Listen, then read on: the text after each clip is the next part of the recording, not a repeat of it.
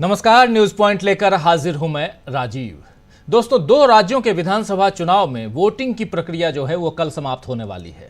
कल हरियाणा में वोट डाले जाएंगे, आप जानते हैं, और इसके बाद इंतजार रहेगा 8 अक्टूबर का, जब रिजल्ट आना है। जम्मू कश्मीर में 3 चरणों की बम्पर वोटिंग आपने देखी और उससे कई दल जो हैं वो खुश नजर आ रहे हैं।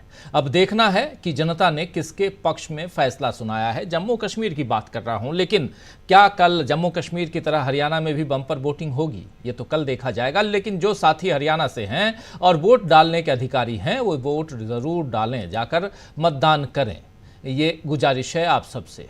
खैर, इस बीच राहुल गांधी इन दोनों राज्यों यानी जम्मू कश्मीर और हरियाणा में कांग्रेस के लिए दमदारी से चुनाव प्रचार के बाद अब महाराष्ट्र की तरफ बढ़ने वाले हैं। हालांकि इसकी शुरुआत आज से ही होने वाली थी। राहुल आज शाम कोल्हापुर पहुंचने वाले थे और आज से ही अपनी 2 दिवसीय महाराष्ट्र की यात्रा जो है वो उसकी शुरुआत करने वाले थे।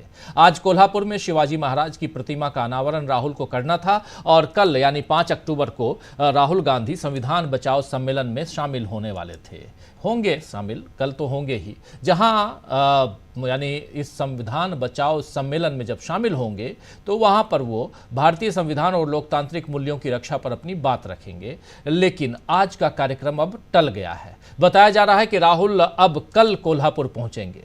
आज तकनीकी वजह से उनका प्रोग्राम कैंसिल हो गया। खैर, आप जानते हैं कि राहुल गांधी लगातार आरक्षण की सीमा को 50% से आगे ले जाने यानी आरक्षण सीमा को बढ़ाने की पैरवी कर रहे हैं। ऐसे में राहुल ने सामाजिक न्याय के मुद्दे को धार देने के लिए कोल्हापुर को चुना है और ऐसा इसलिए किया है क्योंकि छत्रपति शाहू महाराज ने यहीं से सामाजिक न्याय की आवाज उठाई थी और यहाँ के लोग सामाजिक न्याय के प्रणेता के रूप में छत्रपति शाहू महाराज को याद करते हैं। अब कल जब राहुल गांधी महाराष्ट्र पहुंचेंगे तभी नरेंद्र मोदी भी महाराष्ट्र दौरे पर रहेंगे। मोदी वाशिम और थाने में कई परियोजनाओं का उद्घाटन और शिलान्यास करेंगे। इससे पहले आपने देखा कि मोदी पिछले दिनों झारखंड दौरे पे थे और एक नहीं बल्कि 2 बार पिछले 10 दिनों में नरेंद्र मोदी झारखंड में 2 यात्राएं कर चुके हैं, 2 दौरा कर चुके हैं और वहां भी उन्होंने कई परियोजनाओं की शुरुआत की है। दरअसल चुनावी राज्यों में बीजेपी के पास करने के लिए 3 ही काम रह गए हैं। क्या ये 3 काम है? पहला काम है बीजेपी के पास, जो चुनावी राज्यों में बीजेपी करती है, वो ये है कि मोदी बतौर प्रधानमंत्री हजारों करोड़ की परियोजनाओं को शुरू करते हैं या पहले से चल रही परियोजनाओं को दोबारा उनका उद्घाटन करते हैं। दूसरा काम क्या रहता है इनका कि सांप्रदायिक कार्ड बीजेपी चलती है ताकि वोटरों का ध्यान असल मुद्दों से हटाकर हिंदू मुसलमान या जाति के झगड़े पर ले आया जाए। और तीसरा काम क्या है? तीसरा काम यह है कि कांग्रेस की आलोचना करना होता है इनका तीसरा काम, जिसे बीजेपी पूरी निष्ठा और समर्पण के साथ करती है। अभी हरियाणा चुनाव से पहले बीजेपी ने यही किया है और आखिरी वक्त में दिल्ली में पकड़ाए नशीले पदार्थ के मामले में कांग्रेस को घसीटा है, घेरा है, क्योंकि एक आरोपी पहले कांग्रेस से जुड़ा हुआ था। कल आपने यह खबर भी गोदी मीडिया पर खूब ब्रेकिंग में देखी होगी। लेकिन यहां भी बीजेपी फंस गई है दोस्तों, क्योंकि उस आरोपी को कांग्रेस पहले ही निकाल चुकी है। इसकी चिट्ठी अब सोशल मीडिया पर घूम रही है। इसके साथ ही उस आरोपी के संबंध बीजेपी नेता से हैं और साथ में तस्वीरें भी हैं। ये सारी बातें कांग्रेस पब्लिक डोमेन में ला चुकी है। यानी कांग्रेस को हरियाणा चुनाव में फंसाने की कोशिश में बीजेपी खुद उलझ गई है। और वहां यह बात इसलिए यहां सामने क्योंकि राहुल गांधी ने युवाओं को नशे की लत लग रही है, यह बात कही थी हरियाणा में।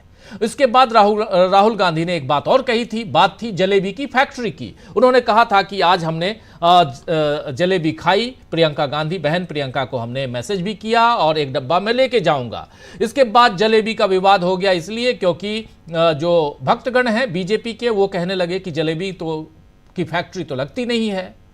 लेकिन जलेबी विवाद में भी बीजेपी को ही नुकसान हुआ है। और ऐसा इसलिए कह रहा हूं क्योंकि आज राहुल गांधी ने एक ट्वीट करके फिर से बताया है कि गोहाना की जलेबी से लेकर, जी हां, गोहाना की जलेबी से लेकर, हरियाणा गोहाना, कल हम लोग गए भी थे, परसों थे हम लोग वहां पे, उस जलेबी की दुकान पे भी गए थे। उस जलेबी से लेकर कोल्हापुर की चप्पल और मुरादाबाद के पीतल के बर्तन जैसे उत्पादों को किस तरह अर्थव्यवस्था को गति देने के लिए इस्तेमाल किया जा सकता है, इस पर राहुल गांधी ने एक लंबा चौड़ा ट्वीट किया है और उसमें इन तमाम वस्तुओं, तमाम सामानों का जिक्र किया है और उससे देश की अर्थव्यवस्था को कैसे मजबूत किया जाता है, इसकी चर्चा राहुल गांधी ने आज छेड़ी है। राहुल ने अपने ट्वीट के आखिर में, लंबा चौड़ा ट्वीट है, वो सब कुछ आपके सामने नहीं ला रहा हूं, लेकिन इस ट्वीट के आखिर में जो बात कही है, एक लाइन की बात, वो बहुत महत्वपूर्ण है। राहुल गांधी ने कहा है कि मोदी के क्रोनी कैपिटलिज्म वाली नीतियों का चक्रव्यूह टूट जाएगा। जी हां, मोदी के क्रोनी कैपिटलिज्म वाली नीतियों का चक्रव्यूह टूट जाएगा अगर ये सारी चीजें जो हैं ठीक ढंग से, जैसा राहुल गांधी कह रहे हैं, उस ढंग से चलने लगे। तो जिस तरह राहुल गांधी हरियाणा से लेकर महाराष्ट्र तक और मणिपुर से लेकर उत्तर प्रदेश तक जनता की पीड़ा में उसके साथ खड़े दिख रहे हैं, उससे जुड़े मुद्दों को उठा रहे हैं, उसमें चुनावी राजनीति में बहुत बड़ा बदलाव देखा जा रहा है। अब चुनावों में मुद्दों पर जनता बात करने लगी है और सांप्रदायिक भावनाओं और ध्रुवीकरण की राजनीति को नकार रही है। इस बदलाव में बीजेपी के लिए पैर जमाए रखना बहुत मुश्किल हो रहा है दोस्तों। आज भी आपकी बात, उत्तर प्रदेश की बात करूं तो आज उत्तर प्रदेश में अमेठी में एक ही परिवार के 4 लोगों के मारे जाने की भयानक घटना पर राहुल गांधी ने फोन कर पीड़ित परिवार से बात की है और न्याय की गुहार यानी न्याय की लड़ाई में साथ देने का भरोसा दिलाया है। आइए जरा सुन लेते हैं पीड़ित परिवार के जो परिजन है उससे बात करते हुए राहुल गांधी। जरा इसे सुनिए और कैसे राजनीति बदल रही है। यहां इस पूरे कार्यक्रम या लगातार आप न्यूज पॉइंट में देखते होंगे दोस्तों, उसका मतलब मकसद यही है कि देश की सियासत को आप बदलते हुए देखिए। आपने 2014 में भी देश की सियासत को एक ढर्रा पर जाते हुए देखा। अब इस देश की सियासत को 2024 के लोकसभा चुनाव तक और उसके बाद कैसे राहुल गांधी बदल रहे हैं, इसको भी समझने की जरूरत है। और कैसे नरेंद्र मोदी राहुल गांधी का पीछा करते हुए नजर आ रहे हैं। जी हां, हम लिख भी रहे हैं, कैसे राहुल गांधी का पीछा कर रहे हैं नरेंद्र मोदी, ये भी समझेंगे। लेकिन पहले इस बाइट को सुनिए।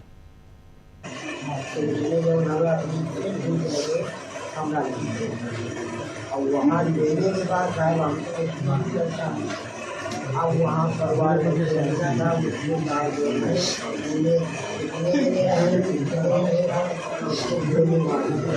सब गलतियों में बना है, हमारा सब खराब कर रहा है। अब चाहे अब क्या हमने तो ये किशोरी लाल शर्मा जी को तो आप जानते ही होंगे, जिन्होंने स्मृति ईरानी को हराकर यहाँ जो इस कुर्सी पर यानी सांसद बने हैं और ये बात करवा रहे हैं राहुल गांधी से। तो आप देखिए कि एक गरीब इंसान जिसके परिवार के 4 लोगों की हत्या कर दी गई हो, उससे राहुल गांधी बात कर रहे हैं। पहले भी राहुल गांधी ऐसा कर चुके हैं, लेकिन मोदी यहां भी चूक गए हैं। क्यों चूक गए हैं? क्योंकि मिर्जापुर की सड़क दुर्घटना पर तो मोदी ने अपनी संवेदनाओं का ट्वीट किया है, लेकिन अमेठी के परिवार का दर्द उन्हें नहीं दिख रहा है। जिस चयनित तरीके से, यानी कहां पे बात करनी है, कहां नहीं बात करनी है, कहां अपनी संवेदनाएं बांटनी है, कहां सांत्वना देनी है, ये सारी बातें नरेंद्र मोदी जिस ढंग से चुनाव करके कर रहे हैं, यानी इसमें भी उनके दिमाग में चुनाव है। यहां इलेक्शन की बात नहीं कर रहा हूं, लेकिन कहीं ना कहीं ये यानी यहां इलेक्टोरल वोट की बात नहीं कर रहा हूं, बल्कि यहां चुनाव आप ये कर रहे हैं कि ये हमारे फायदे में है या नहीं है। इसका अगर आप चुनाव कर रहे हैं, और तब आप देश के प्रधानमंत्री कैसे हो सकते हैं? क्या देश के प्रधानमंत्री को एक परिवार दिखे और दूसरा परिवार न दिखे? क्या देश के प्रधानमंत्री को विनेश फोगाट न दिखे और दूसरा कोई है वो दिखे? ये कैसे संभव हो सकता है? ये जो दर्द है वो भी चयनित तरीके से अगर आप बांट रहे हैं, संवेदनाएं अपनी बांट रहे हैं, सांत्वना के बोल आप बोलते हैं, तो उससे साफ समझ में आता है कि 140 करोड़ लोगों को अपना परिवार कहने के नरेंद्र मोदी के दावे में कितना खोखलापन है, यानी उनके दावे कितने खोखले हैं। जनता इस खोखलेपन को अब महसूस कर रही है। और कल जब हरियाणा में वोट पड़ेंगे तो कांग्रेस को उम्मीद है कि जनता बीजेपी की संवेदनहीनता का जवाब देगी। तो आइए दोस्तों, आज न्यूज पॉइंट में चर्चा करेंगे कि किस तरह हरियाणा से लेकर महाराष्ट्र तक कांग्रेस के आगे हाफती हुई दिख रही है बीजेपी। आगे बढ़े, लेकिन उससे पहले आपको बता दूं 2-3 बहुत महत्वपूर्ण बातें हैं। महत्वपूर्ण बात यह कि कल चुनाव है, वोटिंग है हरियाणा की, और उस वोटिंग के तुरंत बाद शाम 5 बजे से आप देखेंगे हमारे इस चैनल पर जम्मू कश्मीर और हरियाणा का सटीक, सबसे सटीक एग्जिट पोल। तो 5 बजे से हमारे साथ जुड़े रहिए। उसके अलावा सुबह 8 बजे से हरियाणा के वोटों का मतदान की प्रक्रिया और उस पर लाइव आप देखना मत भूलिए, इसी चैनल पर डीबी लाइव पर दिन भर सुबह 8 बजे से लगातार और शाम 5 बजे से एग्जिट पोल इसी चैनल पे। तो ये 2 इंफॉर्मेशन आपको देना था। लेकिन इसके अलावा तीसरी बात, देख रहे हैं आप फोटो, तस्वीर राहुल गांधी को नेता प्रतिपक्ष बने हुए 100 दिन हो गए। जी हां, 100 डेज नेता प्रतिपक्ष बने हुए, लीडर ऑफ अपोजिशन बने हुए। इस पर कांग्रेस प्रवक्ता पवन खेड़ा ने एक वीडियो जारी किया है, जरा उसको सुन लेते हैं। पवन खेड़ा राहुल गांधी के 100 दिन पर क्या कुछ कह रहे हैं, सुनिए जरा। दोस्तों, राहुल जी को लीडर ऑफ अपोजिशन बने हुए 100 दिन पूरे हुए। ये उम्मीद कर लो आप कि इन 100 दिनों के उपलब्धियों के बारे में, उनकी परफॉर्मेंस के बारे में कोई टीवी डिबेट्स होंगी तो आप गलत होंगे। उन पर टीवी डिबेट्स नहीं होंगी। टीवी डिबेट्स होंगी ढंग की बात, मन की बात, बेढंग की बात, उन सब पे चलता रहेगा, उनको छोड़ दीजिए आप।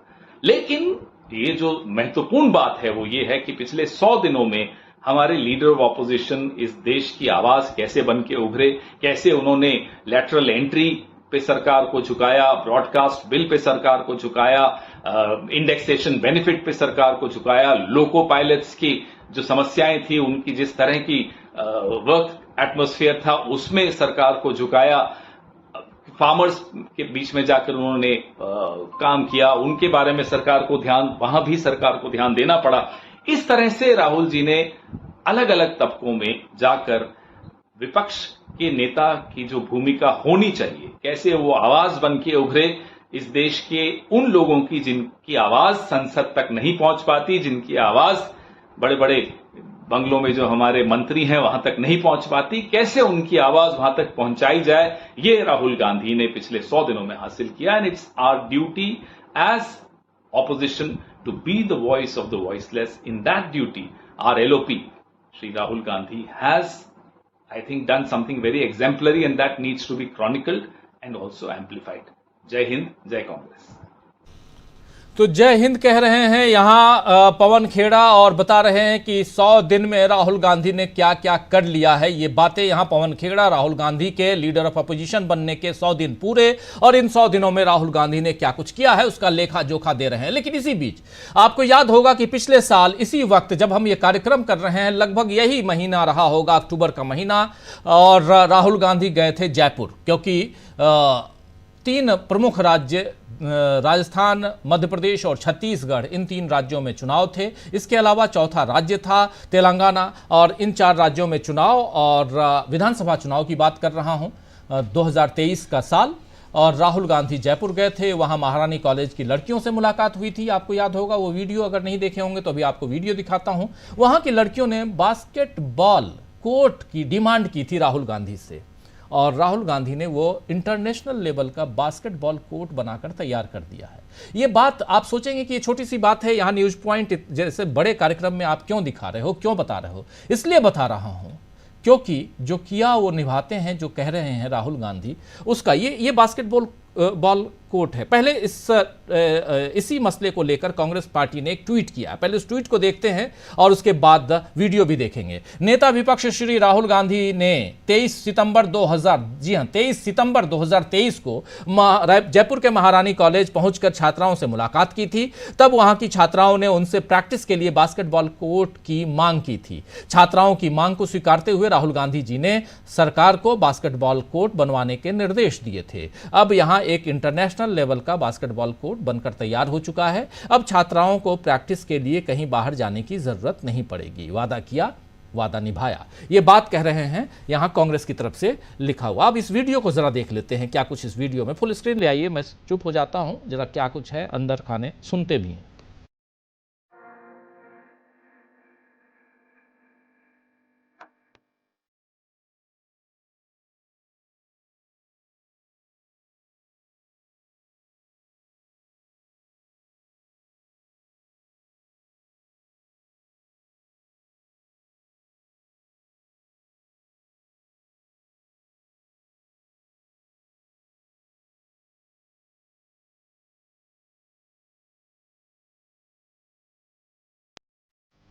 सच बताऊं दोस्तों तो ये देखकर मेरी इच्छा भी होने लगी कि बास्केटबॉल खेलने चला जाऊं। इतना शानदार ये कोर्ट है और ये वहाँ की लड़कियों के सुपुर्द किया जा रहा है। बहुत अच्छी बात है। ये जयपुर का सूरत हाल। राहुल गांधी की बात हम कर रहे हैं।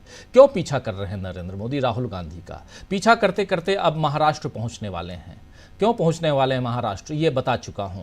थाने में और वाशिम में वो 2 कार्यक्रम और उसमें परियोजनाओं का उद्घाटन। और जो खबर आ रही है वो ये आ रही है कि 10 तारीख को, जी हां आज तारीख है 4, आज से ठीक 6 दिन बाद चुनाव आयोग महाराष्ट्र और झारखंड के चुनाव की घोषणा करने जा रहा है। 10 तारीख को चुनाव आयोग महाराष्ट्र और झारखंड में चुनाव की घोषणा करने जा रहा है। विधानसभा चुनाव की घोषणा 10 तारीख को होने जा रही है। ये बात अभी तक की खबर जो है सूत्रों के हवाले से, विश्वस्त सूत्रों के हवाले से, वो आप तक बता रहा हूं। इसके बाद आगे ये हो सकता है कि 10 से 12 हो जाए, लेकिन उससे आगे नहीं बढ़ने वाला, ये तय मानिए। लेकिन 10 तारीख है, अभी तक यही खबर है।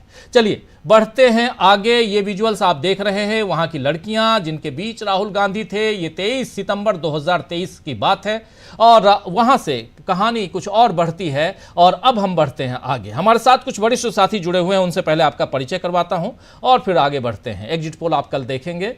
देखिए इस वक्त हमारे साथ 3 वरिष्ठ साथी जुड़े हुए हैं। हमारे साथ जुड़े हुए हैं प्रेम कुमार जी, अनिल सिन्हा जी और अमलेंदु उपाध्याय जी। आप तीनों का स्वागत है, इस्तकबाल है। स्वागत इस्तकबाल आप तमाम दोस्त साथी शुभचिंतक आप सबका जो अब तक जुड़ चुके हैं, जो जुड़ने वाले हैं इस कार्यक्रम में।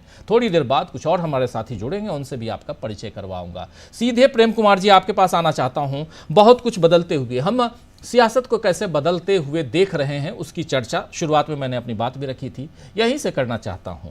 और 2-3 तस्वीरें आप देख भी रहे हैं और इन सब के बीच विधानसभा चुनाव की झड़ी लगने वाली है। 2 चुनाव बीता, कल चुनाव मतदान और उसके बाद 8 तारीख को रिजल्ट, फिर 10 तारीख को खबर आ रही है चुनाव आयोग महाराष्ट्र की घोषणा करने जा रहा है। कैसे देखा जाए?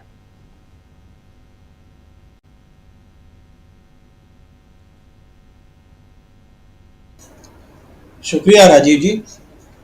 देखिए राहुल गांधी ने एक चुनाव प्रचार को ख़त्म किया और अगले ही दिन पहुंच गए महाराष्ट्र। हालांकि जो खबर आ रही है वो तकनीकी कारणों से वो महाराष्ट्र में आज कार्यक्रम नहीं कर पाए, लेकिन कल संविधान सम्मेलन वो कर रहे हैं। मेरे ख्याल से पुणे में संभवतः होना है, तो कल वहाँ भी मौजूद रहेंगे। पूरे इसमें देखा जाए कि जो इन्वॉल्वमेंट, पहले कहा जाता था कि नरेंद्र मोदी चुनाव प्रचार में हमेशा आगे रहते थे, एक जगह ख़त्म करते थे दूसरी जगह शुरू करते थे, 24 घंटे मोड में रहते थे। और विपक्ष पर आरोप होता था कि विपक्ष उनके लेवल का की हिम्मत या प्रैक्टिस नहीं दिखा पाता है, ये आरोप रहता था। लेकिन बीते 100 दिन में एलओपी नेता के तौर पर, लीडर ऑफ अपोजिशन के तौर पर राहुल गांधी ने जो जिम्मेदारी उनको जनता ने सौंपी उसको इतनी शिद्दत के साथ निभाया है कि सरकार को चैन से रहने नहीं दिया है। हमेशा हर मुद्दे पर एक के बाद एक सरकार ने बहुत सारे बिल लाने की कोशिश की, जिसका कि पवन खेड़ा ने उल्लेख किया। उन सब पर उनको यू टर्न लेना पड़ा और डरो मत की आवाज़, बेरोजगार के लिए आवाज़, ये तमाम जो अपोजिशन का जो कर्तव्य होता है उसको राहुल गांधी ने निभाया। चुनावी गतिविधियों से थोड़ा उठकर देखें तो बड़े एस्पेक्ट पर भी उन्होंने मुद्दे सेट करने की कोशिश की कि ये देश कैसे आगे बढ़ेगा जब तक 90% आबादी देश के विकास में शामिल नहीं होगी, देश आगे नहीं बढ़ सकता। इन सब का जवाब चूंकि बीजेपी और नरेंद्र मोदी और सत्ताधारी पार्टी को नहीं बना, तो लगातार इन सवालों से भागते हुए। आपकी आवाज़ डाउन हो गई जी। आवाज़ मेरी आ रही है जी? अब आ रही है। बीच में एक्चुअली शायद मुझे लगता है कि कॉल या कुछ और होता है आपके उसमें। लगातार पिछले दिनों से मैं देख रहा हूं कि आवाज़ चली जाती है थोड़ी देर के लिए, कुछ सेकंड के लिए, 30 सेकंड के लिए, 35 सेकंड के लिए, फिर चली आती है। उसको चेक करवाइएगा क्या चक्कर है, क्योंकि आप बोलते हैं कि आप मोबाइल से नहीं जोड़ते हैं, आप लैपटॉप से जोड़ते हैं, इसलिए भी लैपटॉप से ही जुड़े। खैर एक जानकारी जस्ट, लेकिन अपनी बात रखिए प्लीज। जी।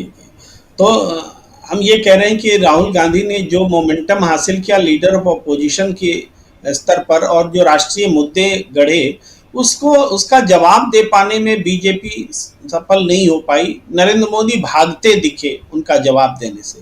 संसद के भीतर में राहुल गांधी जब बोलेंगे तो मोदी भागते दिखे। संसद में जब भी सवाल उठाया नरेंद्र मोदी भागते दिखे। चुनाव मैदान से भी वो भागते दिखे। इवन चुनाव मैदान में 2 दिन पहले भाग गए।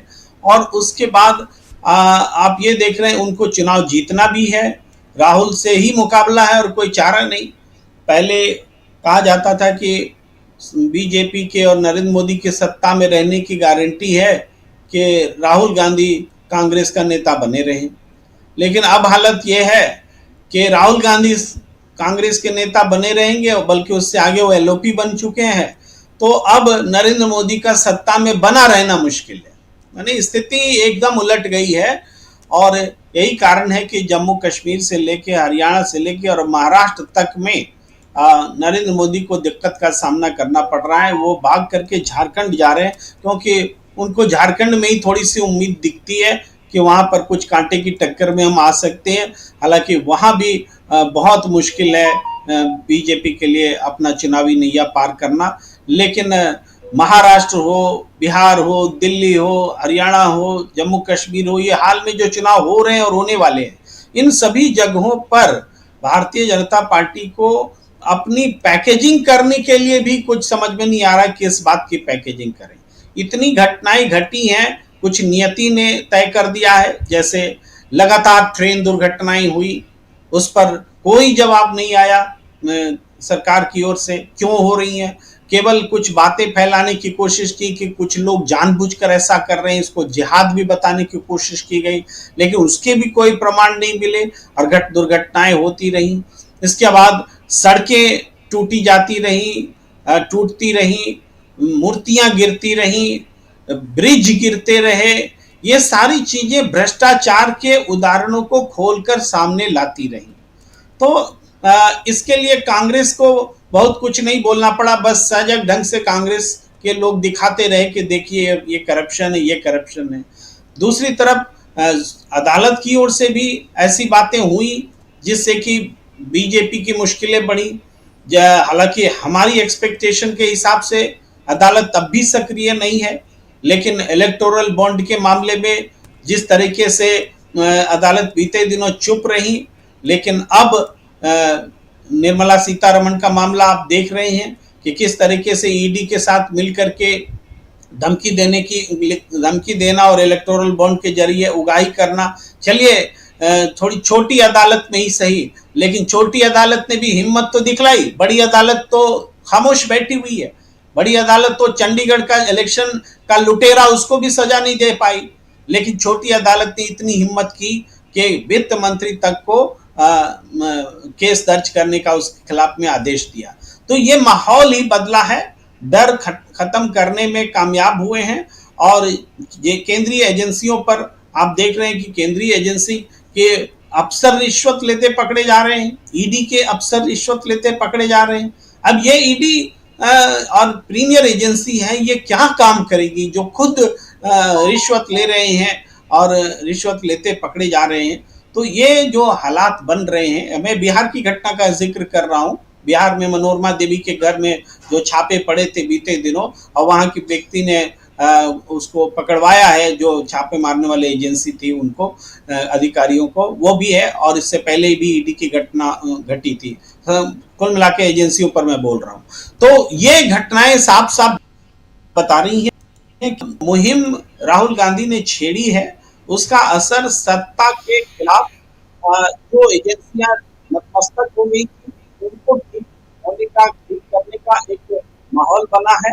और इसके अलावा आप देख रहे हैं मीडिया भी एक बहुत बड़ा रोल निभा रहा है। मीडिया फिर से पुराने इस रूप में आ रहा है, जबकि चुनाव नतीजे के बाद में थोड़ा सा एक लगाम महसूस हो रहा था, लेकिन एक बार फिर जो मीडिया है उसी दिशा में जा रहा है, झूठ को फैला रहा है। मैं हिमाचल प्रदेश की घटना का जिक्र करता हूं कि जैसे वो टॉयलेट वाली बात कि टॉयलेट पर टैक्स लिया जाएगा बोल करके सुबह से मीडिया के हर जगह पे, वेबसाइट पे, टीवी चैनल में हर जगह छाया रहा, जबकि कहाँ नोटिफिकेशन है, क्या नोटिफिकेशन है, किस कैबिनेट में पास किया कि क्या किया कि हिमाचल के प्रदेश की जनता से टॉयलेट टैक्स वसूला जाएगा, इसका जिक्र किसी भी नोटिफिकेशन अगर जारी हुआ तो नोटिफिकेशन होगा तो मुख्यमंत्री कह रहे हैं कि नहीं, ऐसी कोई बात नहीं है। ये बातें हरियाणा चुनाव को प्रभावित करने के लिए हिमाचल प्रदेश के खिलाफ में एक वातावरण बनाया जा रहा है। तो क्या मीडिया का ये काम रह गया है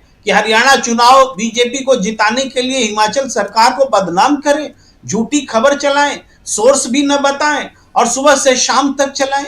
ये बहुत ही दुर्भाग्यपूर्ण ढंग से मीडिया जो है, क्योंकि खबर के बारे में देखिए, जो खबर कभी झूठी नहीं होती या गलत नहीं होती, जो झूठी या गलत होती है वो खबर ही नहीं होती। मैं यही कहता हूं, खबर कभी झूठी होती ही नहीं है। जो उसको जब गलत या झूठ बोलते हैं तो वो खबर नहीं है। तो जो खबर नहीं है उसको खबर के तौर पर बता रहे हैं, आपके पास सोर्स तक नहीं है, डंका पीट रहे हैं। ये सारी चीजें अब भी नकारात्मक भूमिका बनी हुई है। संघर्ष बहुत बड़ा है, ऐसा नहीं है कि राहुल गांधी ने बहुत बड़ा अचीवमेंट कोई हासिल कर लिया हो, लेकिन इतना बड़ा अचीवमेंट जरूर हासिल किया है कि अब सब बोलने लगे हैं। सत्ता झुकेगी, आज नहीं झुकी है, मीडिया सुधरेगा, आज नहीं सुधरा है, लेकिन एक वातावरण निर्मित किया है और उसका सारा श्रेय राहुल गांधी को जाता है। जी बिल्कुल बिल्कुल, एक वातावरण यहाँ पर बदला है और उसको बदलने का श्रेय राहुल गांधी को जाता है। राहुल गांधी के लीडर ऑफ ऑपोजिशन बने हुए 100 दिन हो गए और उस पर कांग्रेस पार्टी के प्रवक्ता क्या कह रहे थे अभी आपने सुना। लेकिन उसकी दूसरी तरफ हम देखें तो कल हरियाणा में मतदान है और उससे पहले हरियाणा में गहमा गहमी का माहौल है। जम्मू कश्मीर में बम्पर वोटिंग के बाद क्या हरियाणा में भी बम्पर वोटिंग होगी? लेकिन इसके बाद तीसरी महत्वपूर्ण बात कि आज राहुल गांधी पहुंचने वाले थे कोल्हापुर, जो नहीं पहुंच पाए टेक्निकल कारण, लेकिन कल वो कोल्हापुर में रहेंगे और उसी महाराष्ट्र में कल नरेंद्र मोदी भी रहेंगे।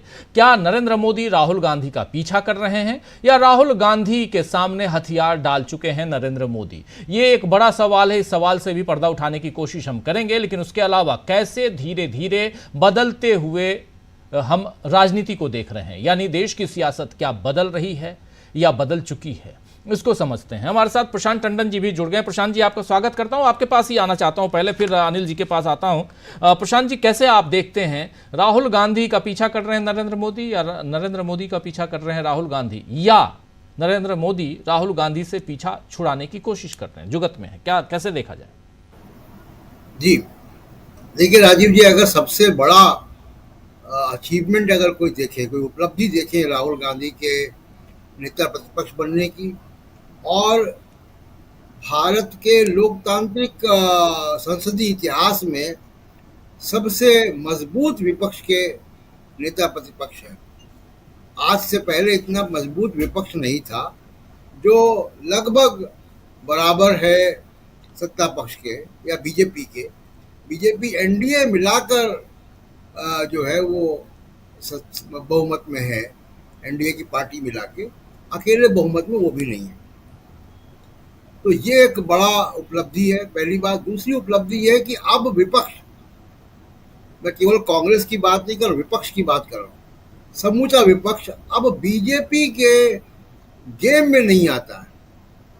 अभी तक ये होता था कि बीजेपी एक पिच बनाती थी और पूरा विपक्ष उस पिच पे आकर खेलता था और बीजेपी वोट और सीटें लेती थी। अब राहुल गांधी ने इन तीनों को बदल दिया। अभी हम लोग परसों ही हरियाणा से लौटे हैं, उसके पहले जम्मू कश्मीर में थे। आप देखिए कि आवाम क्या बात कर रहा है। आवाम बिल्कुल वो बातें कर रहा है जो विपक्ष या राहुल गांधी मुद्दे उठाते हैं, जो नौकरियों के मुद्दे हैं, जो महंगाई के मुद्दे हैं, जो गैस सिलेंडर के मुद्दे हैं, जो नौकरियों के मुद्दे हैं, आर्थिक विकास के मुद्दे हैं, वो मुद्दे हैं।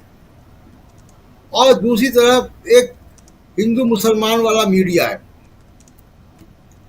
वो हिंदू मुसलमान वाला जो मीडिया है वो लगातार लगा हुआ अपने एजेंडा में बीजेपी को प्रमोट करने के लिए, लेकिन चुनाव में हिंदू मुसलमान नहीं हो रहा है, चुनाव में ध्रुवीकरण नहीं हो रहा है, चुनाव में सांप्रदायिकता नहीं है, चुनाव में नफरत नहीं है। तो ये केवल बीजेपी, आरएसएस या नरेंद्र मोदी की विफलता नहीं है, ये उस नफरत वाले मीडिया की बड़ी विफलता है कि इनका बनाया हुआ नैरेटिव समाज में अब स्वीकार नहीं है। रोज अभी हम लोग बात कर रहे हैं लोकतंत्र की, संसदीय लोकतंत्र की, नेता प्रतिपक्ष की, और वो जो गोदी मीडिया वहाँ हिंदू मुसलमान चल रहा होगा, टॉयलेट चल रहा हो, कुछ और चल रहा होगा, वहाँ पे बहस चल रही होगी। तो सबसे बड़ी बात यह है कि देश की जनता को अफवाहों से जो है दूर किया है विपक्ष ने, राहुल गांधी ने। असल मुद्दों पे चुनाव हो रहा है और ये देश के लोकतंत्र के लिए बहुत अच्छा है। 100 दिन के अचीवमेंट पवन खेड़ा जी बता रहे थे, लेकिन एक बड़ा अचीवमेंट और है। वो बड़ा अचीवमेंट है कि राहुल गांधी नेता प्रतिपक्ष रहते हुए और उसके पहले भी मणिपुर गए। इतनी विभत्स हिंसा जो अभी भी नहीं रुकी जी। वहां पे राहुल गांधी गए। वो नेता प्रतिपक्ष होते हुए अमेरिका भी गए। हरियाणा के चुनाव में वो नैरेटिव जो कि राहुल गांधी उठा रहे हैं, वो नैरेटिव हम देख कर आ रहे हैं। और हम लोग आपके चैनल पे ये चर्चा हो चुकी है कि नरेंद्र मोदी और अमित शाह ने हरियाणा में सरेंडर कर दिया है, छोड़ दिया हरियाणा को। वो झारखंड और महाराष्ट्र में किस्मत आजमा रहे हैं। 8 तारीख को जब ये चुनाव के मतगणना होगी या कल जब एग्जिट पोल आएंगे तो उसकी एक वानगी हम लोग देखेंगे कि क्या ये हम लोगों की बात सही हो रही है, क्या ये हरियाणा के लोग और जम्मू कश्मीर के लोग वास्तविक मुद्दों पर वोट दे रहे हैं, ना कि भावनात्मक मुद्दों पर। अब यहाँ पे बहुत ज़रूरी बात यह है, जो बात राहुल गांधी कहते हैं, अंदर की मीटिंग में भी कहते हैं, कुछ मुझे सूत्रों से मालूम पड़ा, बाहर तो कहते ही हैं कई बार, कि उन्होंने ब्रांड मोदी को खत्म कर दिया और लोकसभा के पहले भाषण में खत्म कर दिया। जब उन्होंने ये नरेंद्र मोदी खड़े हुए और उन्होंने नरेंद्र मोदी के सामने कहा कि सारे हिंदू नरेंद्र मोदी नहीं है, सारे हिंदू आरएसएस नहीं है, सारे हिंदू बीजेपी नहीं है, बीजेपी और आरएसएस की ठेकेदारी हिंदुओं की नहीं है। ये बात कह के राहुल गांधी ने पूरे विपक्ष को, देश की जनता को एक नया कॉन्फिडेंस दिया। लोकतांत्रिक संस्थाओं को एक कॉन्फिडेंस मिला। धीमे धीमे वो जागेंगी। मुझे उम्मीद है कि हरियाणा के चुनाव के बाद 8 तारीख के बाद वो प्रोसेस शुरू होगा कि देश की जनता तो जाग रही है, लेकिन संस्थाएं भी जागेंगी। तो ये एक बड़ा अचीवमेंट है। दूसरा उनका अचीवमेंट ये है कि राहुल गांधी लगातार आरएसएस पे फोकस रखते हैं, क्योंकि बीजेपी के पीछे जो ताकत है, जो फिलॉसफी है, जो काम है, जो नफरत की फैक्ट्री है, फैक्ट्री की आजकल बहुत बात हो रही है, वो आरएसएस है। और राहुल गांधी उस फैक्ट्री पर निगाह रखते हैं, जलेबी की फैक्ट्री नहीं, नफरत की फैक्ट्री पर। तो ये बड़ी उपलब्धि है, क्योंकि अभी तक कोई विपक्ष का नेता ये काम नहीं कर रहा था और ये बहुत ज़रूरी काम है देश के संविधान और लोकतंत्र को बचाने का। और एक आखिरी बात कि संविधान का विमर्श और जातिवाद जनगणना का विमर्श, ये अब समाज का, देश का मुद्दा है। इससे अब नरेंद्र मोदी भाग नहीं सकते। आरएसएस को भी इसमें कहना पड़ा, हालांकि काफी क्रिप्टिक और लाग लपेट के साथ, लेकिन कहना पड़ा जातिवाद जनगणना के बारे में। ये बड़ी उपलब्धि है, क्योंकि अभी तक राजीव जी संविधान की बात सुप्रीम कोर्ट के चैम्बर्स में, इंडिया इंटरनेशनल सेंटर के सेमिनार रूम्स में, या कॉन्स्टिट्यूशन क्लब में, या कुछ और एलीट बहसों में होती थी। संविधान अब आम आदमी का विमर्श है इस देश में। ये बड़ी उपलब्धि है जो राहुल गांधी ने की है। राजीव, बिल्कुल आप सही कह रहे हैं। बहुत बड़ी उपलब्धि राहुल गांधी ने जो यहाँ किया है, उसमें संविधान अब विमर्श में शामिल है। यानी विमर्श में लोग जब चर्चा कर रहे हैं और उसमें संविधान का जिक्र आ रहा है और संविधान को बचाने की बात आपने बहुत सुनी होगी उस चर्चा के दौरान चुनावी मंचों से, जब लोकसभा का चुनाव था अभी से 2 महीने 3 महीने पहले। लेकिन उसके बाद धीरे धीरे संविधान से मूल मुद्दों पर, संविधान भी एक बहुत बड़ा मुद्दा है, लेकिन उसके साथ साथ ये चुनाव जो अभी 2 विधानसभा के चुनाव हुए हैं, ये मूल मुद्दों पर चुनाव विपक्ष ने लड़ा है। ये सबसे बड़ी उपलब्धि मानी जाएगी, क्योंकि यहां बेरोजगारी, युवाओं, महिलाओं, किसानों, इन सब की बात राहुल गांधी ने लगातार और उनके साथ साथ विपक्ष के नेताओं ने लगातार रखी हैं। चाहे वो जम्मू कश्मीर का मामला हो या हरियाणा में हो। हरियाणा में कांग्रेस और बीजेपी आमने सामने, लेकिन जम्मू कश्मीर में कांग्रेस और नेशनल कॉन्फ्रेंस का गठबंधन, उसके अलावा पीडीपी यानी पीपुल्स डेमोक्रेटिक फ्रंट जो है वो पार्टी, और उसके अलावा यानी महबूबा मुफ्ती की पार्टी, उसके अलावा बीजेपी भी है। और इन सब में बीजेपी की अपनी रणनीति और इन पार्टियों की अपनी रणनीति, मुद्दे बिल्कुल मूल यानी जो जमीन से जुड़े हुए हैं। हमारे साथ धनंजय कुमार जी भी जुड़ गए हैं। धनंजय जी, आपका स्वागत करता हूं इस कार्यक्रम में। और सीधा अनिल सिन्हा जी, आपके पास आना चाहता हूं। आज हालांकि ये मैं सोच रहा था कि राहुल गांधी कोल्हापुर पहुंचेंगे, शाम को 6 बजे उनका कार्यक्रम था, और अमूमन थोड़ा लेट भी हो जाए तो 7 बजे ये कार्यक्रम करूंगा, और उसी वक्त राहुल गांधी का उधर कार्यक्रम होता रहेगा। पता नहीं हौज पौज की स्थिति शायद हो जाएगी, लेकिन राहुल गांधी नहीं पहुंच पाए।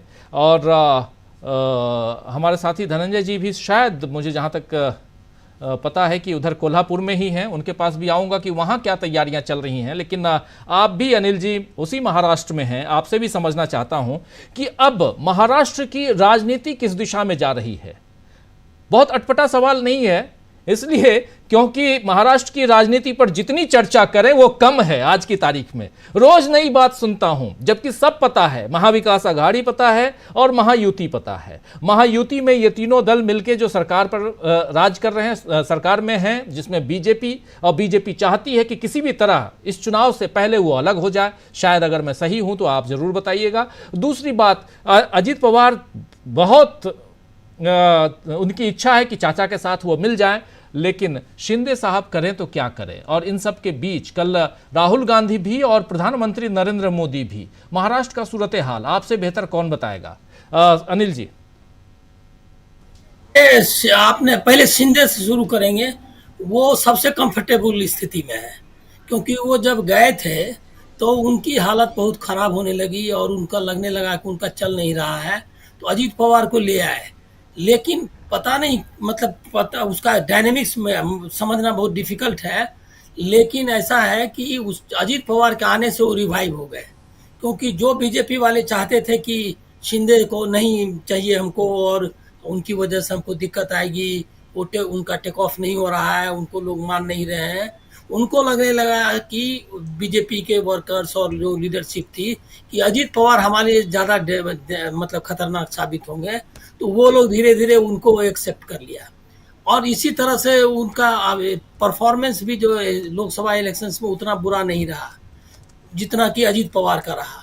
तो अजीत पवार जो आए थे जिस तरह, मतलब जिस ताकत के साथ है और जो जिस तरह की उम्मीदें लेकर के, हमको याद है कि जिस तरह से उन्होंने बांद्रा के अपने कॉलेज में एक ये का इंजीनियर, ये पॉलिटेक्निक कॉलेज, वो मेरे ख्याल में भुजबल जी के ये का है, तो वो वहाँ पर उन्होंने भाषण करते हुए कहा था कि क्यों नहीं मुझको चीफ मिनिस्टर बनना चाहिए, क्यों नहीं हमको इसकी ये महत्वाकांक्षा रखनी चाहिए चाचा की वजह से। मतलब उन्होंने सारा कुछ रखा था कि शरद पवार की वजह से उनका ये जो एम्बिशन है वो नहीं हो पा रहा है।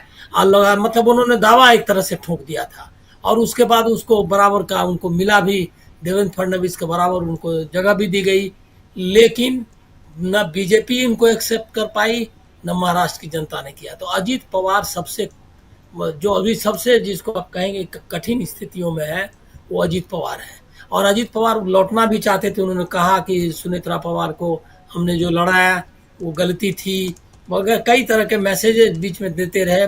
बीच में ये भी मैसेज देते रहे कि वो सेकुलर है, सेकुलर पॉलिटिक्स करते हैं, वो जो है वो कम्युनल पॉलिटिक्स नहीं करेंगे। ये सब सारे इंडिकेशंस भी दिए उन्होंने, लेकिन मुझको लग रहा है कि कोई बहुत ज़्यादा असर नहीं हुआ है। और शरद पवार भी अब मतलब अब तो लगता है कि अब फेरबदल होना मुश्किल है। लास्ट टाइम में आना हो सकता है, हो भी जाए, लेकिन वहाँ भी उनकी गुंजाइश नहीं बनी। तो अजीत पवार की ये स्थिति है। देवेंद्र फडणवीस को इन्होंने खुद ही छोटा कर दिया था। इनको ये लग रहा था कि महाराष्ट्र में फिर वही मोदी के नाम पर इलेक्शन लड़ेंगे, और जिस तरह से फिर अपना वो कोशिश कर रहे थे, बीच में एकनाथ खड़से को लाने की कोशिश की, पंकजा मुंडे को रिवाइव कराने की कोशिश की, कुछ नहीं चला। बीजेपी अपनी लोकल लीडरशिप को रिवाइव नहीं करा पाई और ब्रांड मोदी फेल हो गया। ब्रांड मोदी का तो मामला ये है कि मैं आप लोगों से सबसे, कई लोग बोल रहे हैं क्या कि महाराष्ट्र में और झारखंड में अपनी ये ढूंढ रहे हैं रिवाइवल अपना। एकदम मुझको लग रहा है क्या कि अगर सबसे वीक पिच, जिसको सबसे कमजोर पिच अगर माना जाए, तो महाराष्ट्र है उनका। झारखंड में वो ट्राई कर सकते हैं, झारखंड में बीजेपी की ताकत भी ठीक है, वहाँ कोई उनका इंटरनल राइवल नहीं है एनडीए में। यहाँ तो इनको दो दो राइवल्स हैं ऑलरेडी, शिंदे और अजीत पवार भी, तो इसीलिए यहाँ बहुत मुश्किल है। यहाँ से अगर रिवाइवल के अगर सोच रहे हो अजीत ये मोदी, तो एकदम असंभव है। वहाँ तो यहाँ है कि मैं देख रहा था अभी आपसे पहले कि नितिन गडकरी हरियाणा के इलेक्शन पर क्या बोल रहे हैं, कहीं कुछ नहीं, कोई ट्वीट नहीं करते। उनका सिर्फ फोकस है यहाँ महामार्ग बनाया हमने, यहाँ पर इंफ्रास्ट्रक्चर प्रोजेक्ट कर रहा हूँ। ज़्यादातर अभी वो महाराष्ट्र में ही अपना कंसंट्रेट कर रहे हैं और वो उन्होंने अपना छोड़ दिया कि भाई अपना जो करना है करिए, हरियाणा वगैरह का तुलना नहीं। वहाँ पर विड्रॉल सिम्टम जिस तरह से बीजेपी में दिख रही है हरियाणा और ये में कश्मीर में, कि मुझको लग रहा है क्या कि आरएसएस को अगर मतलब महाराष्ट्र में वो चल रहा था कि वो एक नया कुछ करने वाले हैं, कोई लीडरशिप चेंज करेंगे, गडकरी को लाएंगे, कुछ नहीं हुआ। एज इट इज़ है। महाराष्ट्र में भी कोई चेंज नहीं कर पाए, नेशनल लेवल पे भी नहीं कर पाए, क्योंकि मुझको लग रहा है कि जिस जो एग्जिट मतलब मैं कह रहा हूँ जो निकालने का संकेत हरियाणा या कश्मीर के लोग दे रहे हैं, उस मैसेज को एक्सेप्ट करने के लिए तैयार नहीं है। देख रहे हो, लेकिन एक्सेप्ट करने के लिए मोदी तैयार नहीं है, और आरएसएस उनको अभी इसके लिए तैयार नहीं कर पाया है, कर पाएगा डाउट है। अमित शाह और वो छोड़ रहे हैं, नहीं रहे मैदान को। तो वहाँ जो कसमकश है, उन कसमकश वो सिर्फ अंदरूनी नहीं है, एनडीए के भीतर भी है, उनके अंदर भी है, क्योंकि उनका जो बॉडी लैंग्वेज अब दिख रहा है उससे लग रहा है कि एक बीमार मतलब राजनीतिक रूप से बीमार राजनेता। मैं उनके स्वास्थ्य के बारे में बहुत अच्छी कामनाएं करता हूं, लेकिन राजनीतिक स्वास्थ्य उनका बहुत खराब हो गया है, और वैसा ही मुझको अमित शाह के बारे में दिख रहा है। और नैरेटिव पूरी तरह पिट गई है, ये हिंदू मुसलमान पाकिस्तान, गांधी परिवार, राहुल गांधी, पप्पू, ये सारा जो उनका पुराना मतलब हमरा लग रहा है कि 20 साल से बीजेपी का जो ये है क्या कहते हैं फॉर्मेट है, उस फॉर्मेट से 10 साल में तो उसको मतलब उन्होंने जिसको कहता है इंटरनलाइज कर लेना, आत्मसात कर लेना, उन्होंने आत्मसात ही कर लिया था। अब वो नई चीज सोच नहीं सकते हैं। फेल्ड नैरेटिव है, फेल्ड ब्रांड है, और जो बीजेपी है बहुत रिट्रीट में है। अब उसका मुझको लग रहा है कि रिवाइवल के बहुत ही कम चांस है। हम लोग डरते हैं इसीलिए हैं बोलने में कि गोदी मीडिया और इसका सबका प्रभाव इतना है कि कोई बोल नहीं पाता है। मैं आपको एक लास्ट पॉइंट बताऊंगा कि ये जो है किस तरह से सोशल मीडिया सब जो पलटन है, पूरी पलटन। मैं नहीं मानता कि एनडीए में कौन पार्टी है, कोई पार्टी वगैरह नहीं है। एनडीए का एलाई मतलब बीजेपी का मतलब है बीजेपी, गोदी मीडिया, आईटी सेल, यही सब बीजेपी के एलाई जाए। एनडीए जो है वो है यही एनडीए है। एनडीए में कोई चिराग पासवान और ये सब का कोई नहीं। ये जो एनडीए है जिसका कि बहुत क्लोज पार्टनर है, मतलब इम्पोर्टेंट पार्टनर, वो मीडिया है। और मीडिया को मैंने कल देखा, कल या परसों की बात है, कि सबसे जो तेज तर्रार चैनल और सबसे उसकी जो तेज तर्रार एंकर है वो बिहार में सीतामढ़ी का बाढ़ को कवर कर रही थी। मुझको लगा क्या कि हरियाणा का चुनाव अगर यही इतना आसान होता, अगर गोदी मीडिया के लिए या कुछ दिखता, तो कोई गोदी मीडिया उधर नहीं जाता। अभी बरेली, ये क्या कहते हैं, रायबरेली में है, अमेठी में घूम रहा है। ये मैं देख रहा हूँ कि ये जो पलायन हुआ है, ये जरा इसको देखिए ठीक से कि मीडिया ढूंढ रहा है इधर से उधर, लेकिन स्पॉट जहाँ पे पहले आप देखते थे ना 400 पार 200 पार, मतलब अगर हो जाए, अगर 543 के बदले अगर 643 तो वो भी कर दे, लेकिन वो जो है नहीं कर पाया। प्लान पूरा है, एग्जिट का मोमेंट है, एग्जिट के मोमेंट को कैसे एक्सेप्ट करते हैं वो देखना है। हम लोगों को इतना मतलब बताना चाहिए। मैं रिजल्ट के बारे में कुछ नहीं कह रहा हूँ, उसके बारे में कुछ पता नहीं है, लेकिन ये जो चल रहा है, जो दिखाई दे रहा है, वो अपन बात कर सकते हैं। बिल्कुल आप सही कह रहे हैं। एग्जिट पोल कल शाम 5 बजे से हम दिखाएंगे इसी चैनल पे, आप भी रहेंगे अनिल जी, और उस वक्त हम एग्जिट पोल आपके सामने लेके आएंगे। जम्मू कश्मीर और हरियाणा का एग्जिट पोल, सबसे सटीक एग्जिट पोल। आपको याद होगा कि जब 400 पार के नारे लग रहे थे तो हमने जो बताया था काफ़ी करीब हम पहुंचे भी उस एग्जिट पोल के। लोकसभा चुनाव की बात कर रहा हूं, और अब एक नया एग्जिट पोल यानी जम्मू कश्मीर और हरियाणा के चुनाव में किसको कितनी सीटें मिलने जा रही हैं वो कल शाम इसी चैनल पर आप 5 बजे से देखेंगे। और कल सुबह 8 बजे से लगातार हरियाणा पर विशेष कवरेज आप देखेंगे इसी चैनल पे। आप सुबह 8 बजे से हमारे साथ जुड़िए और हरियाणा में क्या चल रहा है, कैसी गतिविधियां चल रही हैं चुनाव की, मतदान की, वो पल पल की रिपोर्ट आप हमसे सुनिए हमारे इस चैनल पे। तो एक बहुत महत्वपूर्ण जानकारी ये देनी थी, लेकिन दूसरी जानकारी महत्वपूर्ण ये है कि क्या यहां से, ये जानकारी नहीं बल्कि एक सवाल है और सीधे धनंजय जी के पास आना चाहता हूं।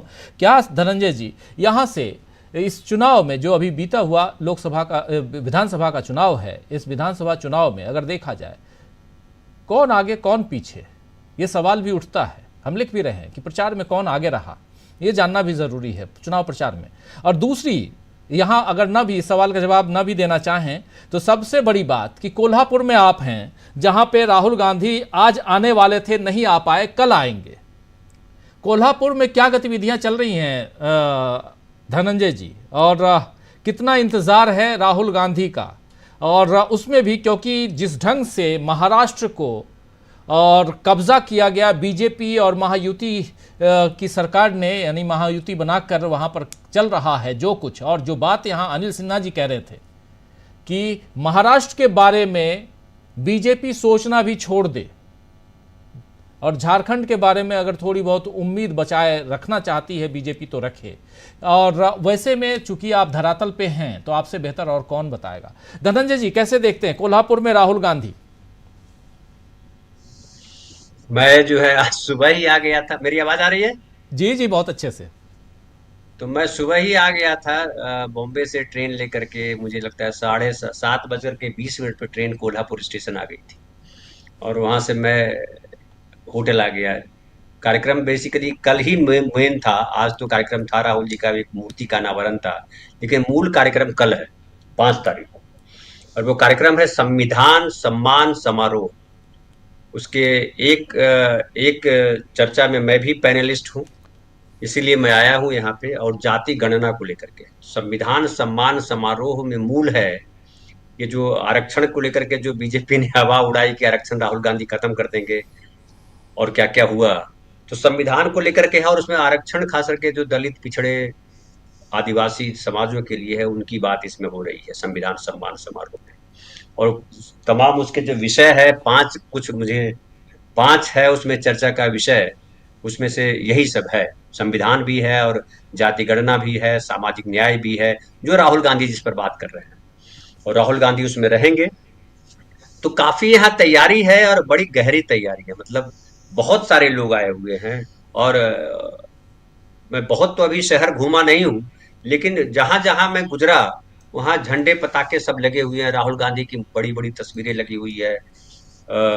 और जो लोग हमसे मिले, हालांकि उसमें से अलग अलग समाजों के भी लोग हैं, पूरे महाराष्ट्र के लोग उसमें आए हैं, खास करके जो ओबीसी समाज के लोग। ओबीसी समाज के लगभग कई संस्थाएं हैं जो इसमें पार्टिसिपेट कर रही है, और देश के अलग अलग हिस्से से स्पीकर्स भी आए हैं, लोगों को बुलाया गया है जो पिछड़े समाज से ज्यादातर लोग जुड़े हुए हैं। कांग्रेस पार्टी इसके ऑर्गेनाइजर नहीं है। कांग्रेस पार्टी है, चूंकि राहुल गांधी है तो कांग्रेस पार्टी है, इसलिए उसका झंडा दिखाई पड़ता है, लेकिन ऑर्गेनाइजर कोई और लोग हैं, पिछड़ा समाज है ऑर्गेनाइजर। तो यहाँ जो साहू जी महाराज जो है कोल्हापुर में, अगर बात करें तो साहू जी महाराज के बिना कोल्हापुर की चर्चा पूरी नहीं होती है। तो साहू जी महाराज का महल यहाँ बड़ा चर्चित है और यहाँ टूरिस्ट प्लेस के तौर पे देखा जाता है। महालक्ष्मी टेम्पल तो है ही, और दुर्गा पूजा का समय है तो महालक्ष्मी की पूजा भी यहाँ होती है। हालांकि रेनोवेशन चल रहा है तो इसलिए महालक्ष्मी टेम्पल बहुत लोगों के लिए नहीं खुला हुआ है, लेकिन महल जो है वो सबके लिए खुला होता है। और यहाँ पे सामाजिक न्याय जो है बड़ा इम्पोर्टेंट इशू है महाराष्ट्र में। इसलिए भी है कि आप जानिए कि जो चाहे साहू जी महाराज हों, चाहे वो फूले दंपत्ति हों, मतलब सावित्रीबाई फूले और ज्योतिबा फूले हों, या अंबेडकर साहब हों, या गाडगे महाराज हो, या ढेर सारे लोग जो अलग अलग समय पे आए यहाँ पे, सामाजिक सुधार, सोशल रिफॉर्म का काम महाराष्ट्र में बहुत ज्यादा हुआ। और जो कांग्रेस को लोकसभा चुनाव में जो सीटें मिली, 1 सीट से 13 सीट पे पहुंच गई कांग्रेस। हालांकि मैं टेक्निकली उसको 13 ही कहें, लेकिन मैं 14 मानता हूं। एक जो सांगली से जो निर्दलीय जीते, वो भी कांग्रेस के ही व्यक्ति थे। और तो एक बड़ा बदला हुआ माहौल है। और जो अनिल भाई साहब ने बहुत डिटेल बताया हालांकि महाराष्ट्र को लेकर के, कि जितने भी छत्रप लेकर के आए, कुछ को खुद कट डाउन कर दिया, सबको कट डाउन कर दिया, कुछ लोगों को नहीं किया। और नरेंद्र मोदी खुद इतने बड़े हो गए कि मतलब वो कहते हैं ना कि गांव का आदमी गया और इतनी बिल्डिंग ऊंची थी कि उसकी टोपी नीचे गिर गई। तो आम आदमी और लोग जो है उनके नेता भी वही हो गए, इतने ऊपर हो गए। नरेंद्र मोदी, मीडिया ने, आईटी सेल ने, नेताओं ने मोदी मोदी करके पहुंचा दिया कि अब वहां से जब वो नीचे देखते हैं तो वो चींटियों की तरह आम आदमी दिखाई पड़ता है उसको, नरेंद्र मोदी जी को। नरेंद्र मोदी जी को खुद का अपना कटआउट बड़ा बड़ा दिखाई पड़ता है और लगता है कि अस्थायी भाव में जम गया। जिसे हिमालय पहाड़ भारत के साथ जुड़ा हुआ है, वैसे ही नरेंद्र मोदी भारत के साथ जुड़ गए, ऐसा उनको दिखाई पड़ता है नरेंद्र मोदी जी को। लेकिन नरेंद्र मोदी तो भारत हो नहीं सकते। भारत तो ढेर सारी विविधताओं का देश है, ढेर सारी जातियां हैं। पिछड़ों की ही बात करें तो 3,500 से जातियां ज्यादा उपजातियां हैं पिछड़ों में, और ढेर सारी भाषाएं हैं, ढेर सारी संस्कृति है, ढेर सारी विविधताएं हैं, धर्म है, तमाम चीजें। जितने आप उसको भेद के तौर पे भी देख सकते हैं, उसको विविधता के तौर पे देख सकते हैं। अगर आपके दिमाग में भेदभाव चलता है तो भेद के तौर पे देख लीजिए। अगर आपके दिमाग में विविधता चलती है, आपको लगता है कि नहीं हम जैसे वैसे और भी लोग हैं, अलग अलग लोग हैं, और अलग अलग विचारधारा है, अलग अलग पहनावा है, अलग अलग खान पान है। अब कोल्हापुर की जो है मिर्ची बहुत फेमस है, कोल्हापुरी भोजन बहुत फेमस है कोल्हापुर में। तो उस हिसाब से अगर देखें तो राहुल गांधी और जो कल तक कह रहे थे लोग कि मोदी नहीं तो कौन, और हम लोग लगातार इस पर चर्चा किए कि राहुल गांधी उस विकल्प को, उस खाली जगह को, उस शून्य को भरने के लिए खड़े हो रहे हैं। और राहुल गांधी को खड़ा इसलिए होना था कि राहुल गांधी मतलब जो बीजेपी ने जिस तरह से नरेंद्र मोदी ने गढ़ा देश को, उस संविधान से इतर देश को गढ़ दिया। जो देश आजाद हुआ तो संविधान को माना गया कि यही हमारा ग्रंथ है और इसी के आधार पर हमारा देश बनेगा, यही देश बनेगा। लेकिन नरेंद्र मोदी जहां तक आए, हालांकि नरेंद्र मोदी अकेले कसूरवार नहीं है, ढेर सारे लोग हैं, उसमें संघ की बड़ी भूमिका है।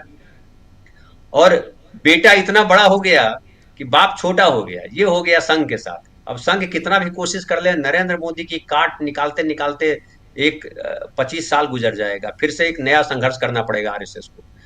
तो यहाँ पे महाराष्ट्र में जो है मुझे दिखाई पड़ रहा है कि रीजनल नेता सारे फ्लॉप हो गए हैं। और मैं अभी शैलजा जी का इंटरव्यू देख रहा था, उसमें भी शैलजा जी ने क्या कहा। शैलजा जी ने कहा कि जो हम लोग जमीन पे काम कर रहे हैं तो है, लेकिन राहुल गांधी ने जो परसेप्शन बदला है, और राजनीति परसेप्शन का खेल है, बहुत महत्वपूर्ण लाइन कही, राजनीति परसेप्शन का खेल है। और देश में ये परसेप्शन बन गया है कि मोदी नहीं चाहिए, अब ये परसेप्शन बन गया है। और पार्टी के भीतर, संघ के भीतर भी, बाकी जो बीजेपी विरोधी थे, आरएसएस विरोधी थे, उनके भीतर तो बहुत पहले से था। लेकिन पार्टी के भीतर भी ये भाव बन गया कि मोदी नहीं चाहिए, मोदी से काम चलेगा नहीं। वो आरएसएस भी मान रहा है, महाराष्ट्र की बीजेपी भी मान रही है, इसीलिए तो तोड़ करके लेके आए थे। शिवसेना को तोड़ने की क्या वजह थी? अगर मोदी इतने बड़े थे, मोदी ही देश का परसेप्शन गढ़ रहे थे, तो शिवसेना को क्यों तोड़ा? अगर मोदी इतने बड़े थे तो शरद पवार जी की पार्टी क्यों टूटी? ये सवाल बड़े महत्वपूर्ण सवाल है, जो हम लोग, अनिल भाई साहब हो या हम महाराष्ट्र के लोग हैं, लगातार इस बात को उठाते रहे हैं कि भाई आप इतने बड़े थे, आप ही देश थे, आप दुनिया में आपके नाम से हिंदुस्तान का डंका बज रहा था, तो महाराष्ट्र में छोटी रीजनल पार्टियों को तोड़ने की जरूरत क्यों थी? यहीं से आपने परसेप्शन बदल दिया। मोदी खुद इसके कारक, उनको लगा कि सवै भूमि गोपाल की नहीं, सवै भूमि मोदी की। अरे कैसे हो जाएगी मोदी की भाई? मोदी नहीं है ना, मोदी के बाद भी, मोदी के पहले भी देश है, दुनिया रहेगी। अब अमित शाह जिस भाषा में बात करते हैं, आपके हेमंता विश्व शर्मा जिस भाषा में बात करते हैं, योगी आदित्यनाथ जिस भाषा में बात करते हैं, वो क्या लगता है? वो लगता है कि रावण का परिवार था ना, खर, दूषण और कौन कौन थे, उस भाषा में बात करते हैं। भारतीय समाज का आदमी इस भाषा में बात करता है? ऐसे कोई बोलता है भारत का आदमी? और अगर ऐसे बोलता है तो उसको बोलते हैं अनपढ़ आदमी है, जाहिल है, इसको किनारे रखो। लेकिन आरएसएस ने उनको मूल बना दिया और इसका खामियाजा भुगत रहा है, और आरएसएस को भी खामियाजा भुगतना है। राहुल गांधी इस बीच एक और मैं बताऊंगा आपको, मैं किसान हूं, मैं बार बार इसका जिक्र करता हूं, मेरे पिता किसान रहे। लोग कहते हैं कीचड़ में कमल खिलता है, पंकज, पंख में जो खिले, पंकज में जो जन्मे पंकज यानी कमल, लेकिन जलज भी कहा जाता है, जल में होना चाहिए, जल यानी साफ पानी होना चाहिए। कीचड़ में तो धान उगता है, इनको नहीं पता है बीजेपी वालों को, इसलिए संघ की विचारधारा जो है, भारतीय विचारधारा इसीलिए नहीं हो पाती। कीचड़ में यहाँ पे धान होता है, ये भारत कृषि प्रधान देश है और धान यहाँ की मुख्य फसल है, तो वो धान कीचड़ में ही होता है। आप अगर धान उगाए होंगे तो जाइए कि पहले वो उसको खेत जोतता है, कीचड़ करता है, उसको सड़ाता है कीचड़ को, उसमें जितने घास पात है सब सड़ जाते हैं, उसके बाद उसमें धान के पौधे लगाए जाते हैं, दूसरी जगह से बिचड़े उखाड़ करके लाए जाते हैं उसके पौधे और लगाए, जिसको रोपनी करते हैं, रोपना करते हैं। तो कीचड़ में धान रोपा जाता है और धान की बाली जो है उसके बड़े, हमारे भारतीय समाज में उसकी बड़ी मान्यता है धान की बालियों की। अब जो बेटी की जब विदाई होती है ना, तो धान जो है बेटी जो है पीछे फेंकती है, उसके पीछे भी कहानी कही जाती है कि जो संस्कृति में ये है कि धान जो है जहां बीज डलता है वहीं वो पौधा नहीं बड़ा होता है, उसमें बीज नहीं आते हैं। जहां पौधा बनता है बीज से, उस पौधे को उखाड़ा जाता है और दूसरी जगह उसको लगाया जाता है। बेटियों के लिए यही है, ऐसा कहा जाता है। हमारी संस्कृति की बात कर रहा हूं, जो बीजेपी संस्कृति की बात करती है। तो कीचड़ सड़ने के बाद जो है धान की फसल बहुत बढ़िया होती है, और धान की फसल में पानी जरूरी होता है, लगातार पानी जमा रहे। और धान की फसल के साथ एक और खास बात होती है, धन्य धान्य से कहना भी कहिए तो धान ही है वो। और एक खास होती है कि खर पतवार जो है ना किसान निकालते रहता है। किसान की एक खास बात और है कि खर पतवार जब धान के खेत में आ जाते हैं तो उसको हमारे यहाँ कहते हैं निकौनी करना, कहते हैं कि निकौनी कर रहे हैं। धान का पौधा जो है जब बड़ा हो रहा होता है तो निकाल देते हैं खरपतवार। इस देश की जनता ने खरपतवार निकाला नहीं था उस अभी तक। 10 साल तो पौधा बड़ा हो रहा था, उधर से लाया गया, इधर लगाया गया। अब खरपतवार निकालने का टाइम आ गया, और खरपतवार जब निकालने का टाइम आएगा तो किसान, असली किसान जो है वो आएगा। और असली किसान मैं राहुल गांधी को कह रहा हूँ कि वो संविधान को देख रहे हैं, क्योंकि संविधान सम्मत ये जो हमारी जमीन है, भारतीय जमीन है, वो संविधान सम्मत जमीन है। यहाँ पे धान का फसल लगेगी, धान की फसल लगेगी, और धान की फसल जब लगेगी तो खरपतवार को निकाला जाएगा। तो ऐसे खरपतवार लगातार आते रहते हैं। भारतीय जनमानस ने भी ये समझ लिया कि ये खरपतवार बड़ा हो गया था, इसको हटाना जरूरी है। क्योंकि ये देश जो है कई सारे धर्मों का देश है, ये देश जो है कई सारी भाषाओं का देश, सबका देश है, किसी एक के बाप का देश नहीं है, सबके बापों का देश है। सबकी इस मिट्टी में सबका पसीना लगा हुआ है। सबने हो सकता है कुर्बानी नहीं दी है राहुल गांधी की परिवार की तरह, लेकिन सबके बाप का पसीना है। खून पसीने से देश बनता है, उसमें हमारे पिता का भी पसीना है, हमारे दादा का भी पसीना है। भले हमारे कहीं राष्ट्रीय साहित्य में या राष्ट्रीय इतिहास में हमारे पिताजी का नाम नहीं होगा, लेकिन मैं जानता हूं कि हमारे पिताजी की, अब इस देश की मिट्टी में हमारे पिताजी का पसीना मिला हुआ है। तो इस नाते मैं कहूंगा कि ये खेल खत्म हो गया इनका, और आरएसएस को अब पुनर्विचार करके भी विचार नहीं कर सकते, क्योंकि एक जो बड़ा हो जाता है ना वृक्ष, तो उसको दूसरी जगह लगा नहीं सकते आप। ये जो सामाजिक न्याय का जो एजेंडा है, इतना गहरा एजेंडा है, जहां 75 साल के बाद हिंदुस्तान आया। और एक और छोटा सा उल्लेख कर दूं, सुप्रीम कोर्ट ने भी कल ही शायद बात है कि वो जो जेलों में जो जातियों के आधार पर मैनुअल है और उसमें काम काज बांटा जाता है, वो सुप्रीम कोर्ट को आज दिखाई पड़ रहा है। सुप्रीम कोर्ट को बहुत पहले दिखाई पड़ जाना चाहिए था, क्योंकि जेल जो है सुप्रीम कोर्ट से जुड़ा हुआ विषय है। और अगर एक पत्रकार लेकर के आता है तो पत्रकार की भूमिका, हम सबकी भूमिका इसलिए बड़ी हो जाती है। और पत्रकार को सबसे ज्यादा डैमेज किया है नरेंद्र मोदी ने इस भारतीय इतिहास में। इतना ज्यादा पत्रकार के साथ बदमाशी, गुंडागर्दी या पत्रकारों को चापलूस, चाटुकार बनाने का काम किसी और ने नहीं किया। जो अभी भाई साहब कह रहे थे कि अगर यही हरियाणा में अच्छी स्थिति होती, जम्मू कश्मीर में, तो सारे बिहार के बाढ़ कवर नहीं कर रहे होते। और बिहार के बाहर की खाली डाइवर्ट करने के लिए गए हैं भाई साहब। ये जो अभी सर्वे आप कह रहे हैं, सर्वे कल लेके आएंगे, एग्जिट पोल। अब तक लोकसभा चुनाव में याद कीजिए ना, हर दूसरे दिन सर्वे, हर तीसरे दिन सर्वे, हर दूसरे दिन सर्वे। देखिए सब सर्वे ही दे रहा है। लग रहा है, हम लोगों को लग रहा था कि हम लोग कहाँ का सर्वे पढ़ रहे हैं, हम लोग जमीन पे कुछ और देख रहे हैं, यहाँ कुछ और देख रहा है। तो मुझे लगता है अब जनमानस बदल चुका है। और शैलजा जी की शब्द में अभी नया उनकी शब्दावली है, इसलिए मैं ले दूं कि परसेप्शन बदल गया है, नैरेटिव बदल गया है। अब इस नैरेटिव, इस परसेप्शन को अब चाहे भी तो मोदी जी कितनी भी ताकत लगा ले, नहीं बदल सकता। हमारे यहाँ और कहूं, हमारे यहाँ पूर्वा हवा और पछुआ हवा का बड़ा महत्व है किसानों के यहाँ, है ना, हमारे बिहार में खास करके। तो पूर्वा हवा जब चलती है तो उसका खेल अलग होता है, जैसे ही पछुआ हवा चलती है खेल बदल जाता है, धान जो है पक जाता है। तो धान जब पक चुका होता है तो पछुआ हवा का बड़ा महत्व।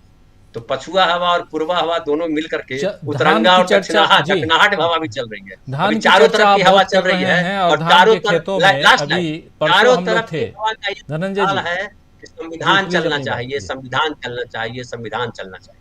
जी धान की चर्चा आप कर रहे हैं और धान के खेतों में परसों हम थे और उसी खेत में थे जहां धान की रोपाई करके आए थे राहुल गांधी, और उन्हीं महिलाओं के बीच थे हम जिन महिलाओं के साथ राहुल गांधी ने धान की रोपाई की थी, जहां यहाँ हरियाणा में उसे झीड़ी लगाना कहते हैं। तो राहुल गांधी ने झीड़ी लगाई थी और उस धान के खेत में उन महिलाओं का गाना अगर आप सुनेंगे तो मज़ा आ जाएगा। आपको अभी गाना सुनाता हूँ धनंजय जी के लिए स्पेशली, और उसके बाद दोस्तों आपके लिए भी। अगर आप बोर हो रहे हो तो माफ़ी चाहूँगा, थोड़ा सा आप सुन लीजिए ज़रा। मैं अपनी टीम को कहूँगा कि उसको ज़रूर सुनाएं।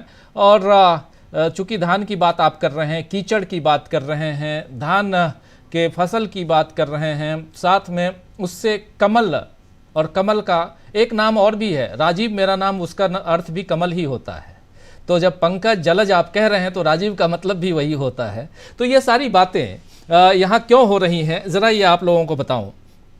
पहले इस धान के फसल, उसमें भी बासमती, चारों तरफ बासमती धान की खुशबू, और उसके बीच महिलाएं जो राहुल गांधी के साथ थीं, फिर वो राहुल गांधी के घर पे, सोनिया गांधी के घर पे आईं, और आप लोगों ने देखा होगा। ज़रा एक बार थोड़ा सा एक छोटी सी रिपोर्ट देख लीजिए और फिर चर्चा आगे बढ़ाते हैं। क्या कौन सा गाना था? बड़ा प्यारा है वो बस का वो जो सीन है ना, वीडियो हम लोग देख रहे थे, बहुत प्यारा। और आप दोनों तो बहुत ही प्यारी लग रही थी क्योंकि डांस कर रहे थे, आप लोग गा रहे थे सब। मेरा एक तारा सदेवा की बाज एड़े ताड़ मेरा एक तारा सदेवा की बाज एड़े ताड़ मेरा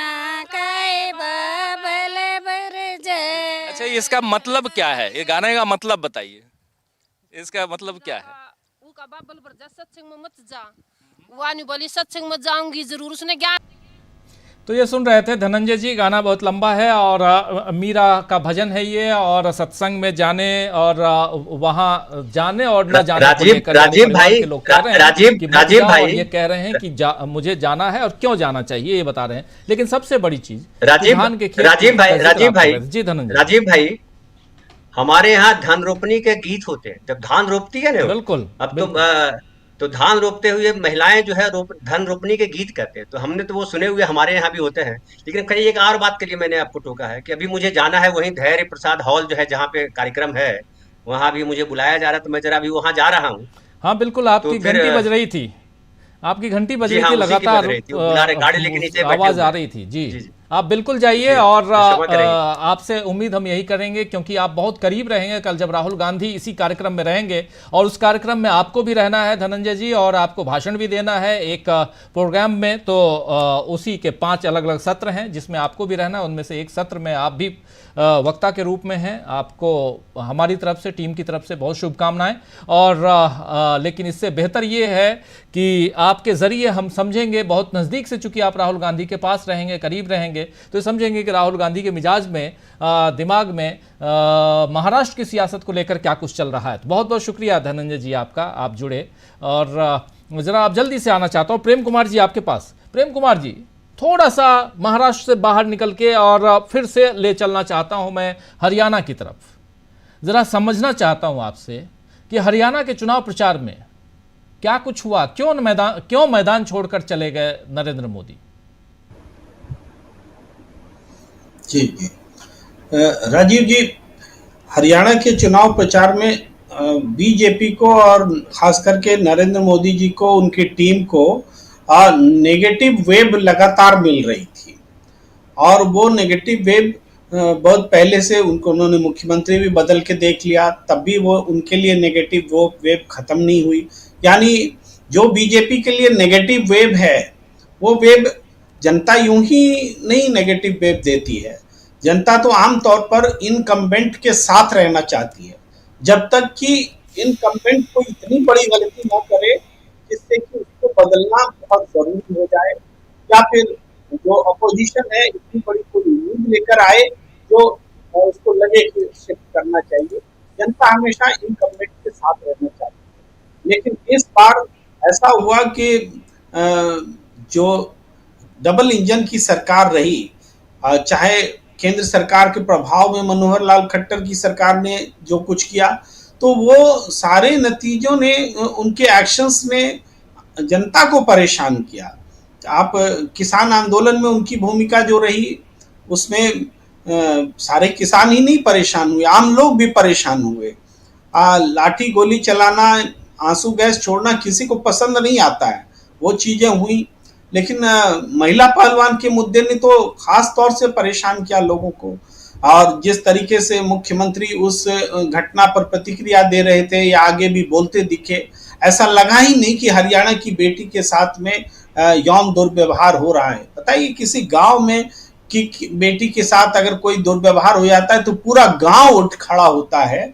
ये हमारे देश में दिखता है, रही है परंपरा।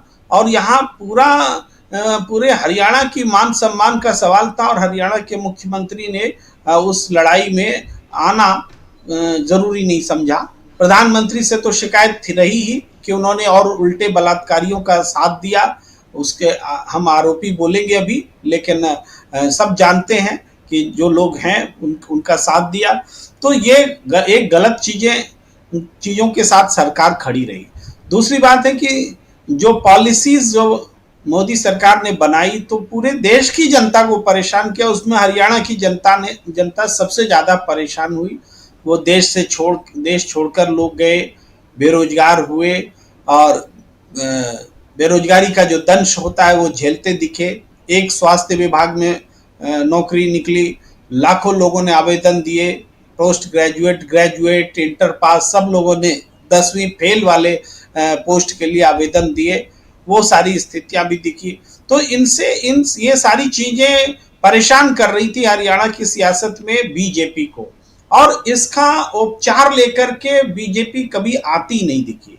जबकि राहुल गांधी ने इन चीजों को बताया, जनता को समझाया कि अरे आप लोग नहीं उठ खड़े होंगे तो आप पर इसी तरीके से जुल्म होता रहेगा, आपको खड़ा होना पड़ेगा। और हरियाणा की जमीर को ललकारा, राहुल गांधी ललकारने में कामयाब रहे कि ये जो बेरोजगारी है, ये बेरोजगारी आपने अपने लिए नहीं बनाई है, आप पर किसी ने थोपी है, और किसी ने इसलिए थोपी है क्योंकि उनको किसी और का फायदा करना है। चंद लोगों के फायदे के लिए उद्योग धंधों को खराब किया गया, कारोबार को खराब किया गया, गलत जीएसटी लाई गई, नोटबंदी जैसी चीजें की गई। तो ऐसे में ये बेरोजगारी आप पर यूं ही नहीं आई है बल्कि थोपी गई है। तो जब इन सारी बातों को कहते हुए, और उसको कहने के बहुत सारे तरीके राहुल गांधी ने इजाद किए, वो तरीके डंकी रूट का भी तरीका था, जलेबी वाला तरीका भी था, परिवार पहचान पत्र वाला मुद्दा भी था।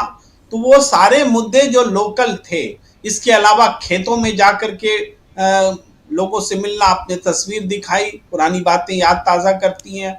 तो इमोशनल लेवल पर भी लोगों से जुड़े, बेरोजगार के घर में गए, अमेरिका से बात कराया, बच्चे को बाप से बात कराया, परिवार से बात कराया, बाप को बेटे से बात कराया। तो ये एक इमोशनल टच भी वो देते हुए दिखे कि कोई हमारे बीच खड़ा है तो राहुल गांधी खड़ा है। तो एक तरफ ये बात कि राहुल गांधी खड़े हैं, दूसरी बात कि राहुल गांधी जो समझा रहे हैं वो बात उनको समझ में आ रही है, और तीसरी बात कि इसका प्रतिकार, इसका जवाब काउंटर कैसे किया जाए, वो नरेंद्र मोदी या बीजेपी को कहीं दिखा नहीं कि कैसे काउंटर किया जाए। तो वो अंत में इन्हीं कारणों से, जब उनकी आवाज कोई सुन ही नहीं रहा था, भीड़ आ ही नहीं रही थी, लोग टर्न अप नहीं हो रहे थे, तो उन्होंने आखिर तौर पर ये फैसला लिया कि चलो छोड़ के चलो, अब हारेंगे तो नायब सैनी जी हारेंगे, नरेंद्र मोदी नहीं हारेगा, पहले छोड़ के भागो। ये अपने ऊपर जो तोहमत आने वाली है चुनाव हारने की, उससे बचने के लिए मोदी शाह ने 3 दिन और 2 दिन पहले चुनाव मैदान छोड़ दिया। लेकिन ये पीछा छूटने वाला नहीं है, पीछा तो आगे भी चुनाव में आपको कहां कहां भागेंगे आप। जम्मू कश्मीर से भागेंगे कि हरियाणा से भागेंगे, आगे महाराष्ट्र से भागना पड़ेगा। आपको जवाब देना पड़ेगा कि भाई मूर्ति गिर जाती है आपकी तो 6 महीना भी नहीं चलता, 8 महीना भी नहीं चलता है। करोड़ों की मूर्तियां, सैकड़ों करोड़ की मूर्ति, अरे 1-2 लाख का छोटा सा छत कोई बना लेता है तो वो भी चूता नहीं है बारिश में या गिरता नहीं है हवा के झोंके में। ये सैकड़ों करोड़ की मूर्ति ये यूं ही ढह गई। इतना बड़ा भ्रष्टाचार, वो ये सिर्फ महाराष्ट्र का मुद्दा नहीं है, सिर्फ हरियाणा का मुद्दा नहीं है, हर जगह का मुद्दा है। और हरियाणा में चुनाव हो रहा था, इसको राहुल गांधी ने बहुत अच्छे तरीके से जनता तक संवाद को पहुंचाया कि ये सरकार आपके लिए है ही नहीं, ये सरकार किसी और के लिए है, ये उन्होंने समझा दिया। जी, ये सरकार किसी और के लिए है। हरियाणा का चुनाव और उस चुनाव में कौन आगे कौन पीछे, अब जबकि कल मतदान है और उससे पहले बहुत सारे मुद्दे, लेकिन ये एक ऐसा चुनाव जिससे नरेंद्र मोदी पिछले 10 साल में पहली बार ऐसा हुआ है कि मीडिया भी, इस गोदी मीडिया की बात कर रहा हूँ, वो भी इस चुनाव से बाहर निकलता हुआ दिखाई दिया और नरेंद्र मोदी और उनकी टीम भी। आखिर क्या कारण था, समझने की कोशिश करते हैं। अमलेंदु जी सुन रहे हैं? अमलेंदु जी, आपसे ही सवाल है कि आखिर क्या कारण था कि ये सब बाहर रहे, पूरी की पूरी टीम नरेंद्र मोदी की बाहर रही? राजीव जी, एक तो पहले ही आभास हो गया था, एक तो लोकसभा चुनाव की जो परिणाम आए राजीव जी, उससे ये बात नरेंद्र मोदी को भी मालूम पड़ गई और पूरी बीजेपी को मालूम पड़ गई कि नरेंद्र मोदी में अब ना खुद जीतने की क्षमता बची है और न जिताने की क्षमता बची है। वाराणसी में वो ले देकर 1.5 लाख वोटों से जीते, वो भी किस तरीके से जीते इसके बारे में बहुत सी चर्चाएं हैं। यानी कि खुद नरेंद्र मोदी जीतने की स्थिति में नहीं रह गए तो वो एकदम खत्म हो गया। दूसरा, जिस तरीके से राहुल गांधी ने लोकसभा में नेता विपक्ष के तौर पर अपना परफॉर्मेंस दिया और लगातार जनता के बीच रहे, तो उन्होंने ऐसे मुद्दे खड़े कर दिए कि जिनका जवाब प्रधानमंत्री नरेंद्र मोदी के पास था नहीं। और आजकल राजीव जी, पिछले 10 वर्षों में भारतीय जनता पार्टी का मतलब नरेंद्र मोदी हो गया, यानी वो नमो पार्टी में तब्दील हो चुकी है। तो भारतीय जनता पार्टी की अपनी कसमसाहट अलग है कि उसे नरेंद्र मोदी से मुक्त होना है अगर बीजेपी को बचाना है। तो ये उनका एक अंदरूनी संघर्ष भी है। इधर जिस तरीके से इस मीडिया पे कब्जा किया है, वो नरेंद्र मोदी का कब्जा किया हुआ है राजीव जी, वो बीजेपी का कब्जा नहीं है, नरेंद्र मोदी का कब्जा किया हुआ है। तो नरेंद्र मोदी के चालीसा जो है, मोदी चालीसा, वही इस पे पढ़े जाते रहते हैं इस मीडिया पर। लेकिन चूंकि इस मीडिया को भी मालूम पड़ गया कि नरेंद्र मोदी भी अब बचे नहीं ताकतवर और इनके अंदर क्षमता नहीं है, तो इस मीडिया ने भी फिर वो मोदी चालीसा पढ़ना थोड़ा कम किया। हालांकि अभी वो बात नहीं आ रहा है। अब जैसे कि बड़े पत्रकार समझे जाते हैं, अरुण जेटली के बड़े नजदीकी थे, वो लिख रहे हैं कि वो जो पकड़ा गया उसका कांग्रेस से नजदीकी संबंध था, क्योंकि वो मालूम पड़ गया कि उसका नजदीकी संबंध तो बीजेपी के एक बड़े नेता से, प्रधानमंत्री का बड़ा नजदीकी है, उससे है। तो ये सारी चीजें जिस तरीके से हुई, तो ये अब सब साफ समझ में आ गया कि अब नरेंद्र मोदी के अंदर क्षमता बची नहीं। दूसरा, हरियाणा के जो राजीव जी खासतौर से मुद्दे थे, उन मुद्दों का जवाब प्रधानमंत्री नरेंद्र मोदी के पास नहीं था। और राहुल गांधी ये बात समझाने में कामयाब रहे कि प्रधानमंत्री नरेंद्र मोदी की पिछले 10 वर्ष की प्रधानमंत्री के तौर पर जो आर्थिक नीतियां रही हैं, उनकी वजह से देश में बेरोजगारी बढ़ी, किसानों की समस्याएं बढ़ी और पहलवानों की समस्याएं बढ़ी। ये समझाने में राहुल गांधी कामयाब रहे। और जब प्रधानमंत्री नरेंद्र मोदी को समझ में आ गया कि राहुल गांधी की बात हरियाणा की जनता की समझ में आ गई है, तो प्रधानमंत्री ने अपना पोस्टर फटवाने से पहले ही जो है वो अपना पोस्टर उतरवाना बेहतर समझा। तो ये समझा जा सकता है कि 8 तारीख को पोस्टर ना फटे, तो उससे पहले अपना पोस्टर उन्होंने खुद उतरवा लिया है। कुल मिलाकर राजीव जी, मुझको तो यही समझ में आ रहा है। जी, कुल मिलाकर यही समझ में आ रहा है अमलेंदु उपाध्याय जी। और बहुत इम्पॉर्टेंट बात इसलिए क्योंकि ये समझना ज़रूरी है और यहाँ से अगले चुनाव की दशा दिशा तय हो सकती है। जब हम ये चर्चा कर रहे हैं, विश्लेषण कर रहे हैं कि ये 2 राज्यों के चुनाव, उसमें भी हरियाणा का चुनाव काफ़ी इम्पॉर्टेंट था, क्योंकि इस चुनाव में हरियाणा के जो भौगोलिक स्थिति है, आप जानते हैं, वो दिल्ली के करीब है और पंजाब के भी करीब है। पंजाब और दिल्ली के बीच का ये राज्य है। अगर आपको पंजाब जाना है तो हरियाणा होते हुए आप जाते हैं। और आप देखिए, दिल्ली में आम आदमी पार्टी की सरकार है, पंजाब में आम आदमी पार्टी की सरकार है, उसके आगे ऊपर जाइए तो वहाँ हिमाचल प्रदेश में कांग्रेस की सरकार है, और उसके ऊपर जाइए तो जम्मू कश्मीर है, जहाँ पता नहीं कि किसकी सरकार होगी। लेकिन जम्मू कश्मीर और हरियाणा दोनों में भी अगर विपक्ष की सरकार हो जाती है तो पूरा का पूरा नॉर्थ ब्लॉक, जो इंडिया का जो नॉर्थ पार्ट है, नॉर्दर्न पार्ट, वो साफ हो जाएगा। यानी यहाँ कहीं भी बीजेपी नजर नहीं आएगी।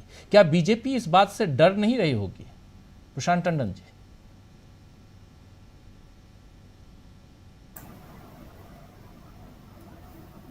देखिए, एक तो पहली बात राजीव जी की गिरिराज सिंह जी के लिए थोड़ी सी खबर, न मालूम वो कैसे रिएक्ट करेंगे, जी लेकिन विदेश मंत्री एस जयशंकर पाकिस्तान जा रहे हैं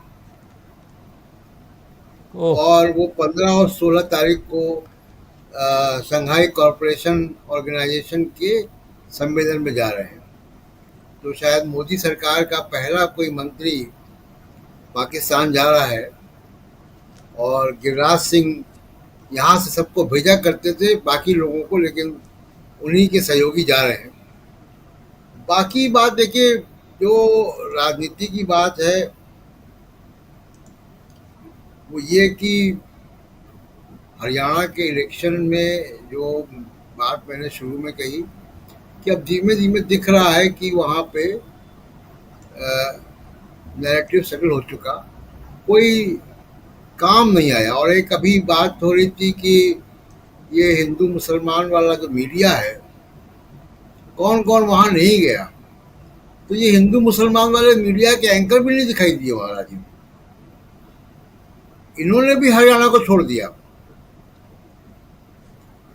और उनके लिए भी बड़ी दुखद खबर है कि एक अभी वीडियो मैंने देखा जो हेमंत सोरेन ने शेयर किया है कि एक फ्लाईओवर बनवाया उन्होंने, तो उसको उस पर वो खुद गाड़ी भी चला रहे हैं। तो ये भी उस मीडिया के लिए बड़ी दुखद खबर है जो ये मान के चलता है कि आदिवासी जंगलों में ही रहते हैं जी और वो मुख्यमंत्री अपनी गाड़ी ड्राइव कर रहे हैं। तो कुल मिला के राजीव जी ये कि धीमे धीमे जो मोदी साहब की जो ग्रिप थी वो पॉलिटिक्स में और गवर्नमेंट में दोनों में जो है वो कमज़ोर हो गई। पॉलिटिक्स में राहुल गांधी ने कमज़ोर की, गवर्नेंस में उनकी अपनी वजह से या उनके उनके एक जिद से कि जो कुछ भी करेंगे वो सिर्फ अडानी के लिए करेंगे। तो इस जिद ने जो है वो गवर्नेंस की ग्रिप कमज़ोर कर दी है। अब वो बहुत सारी चीज़ें आप देखिए कि 100 दिन अभी राहुल गांधी के 100 दिन तो आज हुए एलओपी के, उनके तो पहले हो गए थे। अब वो 100 दिन में कोई उपलब्धियां गिना नहीं पाए और सरकार की वैसे भी अगर आप याद करें तो है नहीं। उपलब्धियां ये कि ब्रॉडकास्टिंग सर्विसेज बिल वापस लेना पड़ा। एक उपलब्धि है कि आरोप लगा रहे हैं कि विपक्ष पे, लेकिन आरक्षण को खत्म करने की साजिश लेटरल एंट्री के थ्रू खुद लेकर आए और उसको वापस भी लेना पड़ा। ये भी एक उपलब्धि है। पेपर लीक लगातार हो रहे हैं, कोई ऐसा एग्जाम नहीं किया जिसमें पेपर लीक ना हुआ हो। तो इस तरीके की उपलब्धियां उनके पास है, कोई ठोस उपलब्धि नहीं है। और इस आधार पर वो महाराष्ट्र या झारखंड के चुनाव में कहाँ किस्मत जरूर आजमाएंगे, लेकिन उनके हाथ से चीज़ें निकल रही हैं। बड़े धूमधाम से चंपई सोरेन साहब को लाया गया और ये कहा गया कि कोलार के टाइगर हैं, कोलार में सब बदल जाएगा। कोलार में झारखंड मुक्ति मोर्चा का काफ़ी सीटें आई थी, इंडिया गठबंधन की सारी सीटें थी, बीजेपी का उस क्षेत्र में खाता भी नहीं खुला था जी।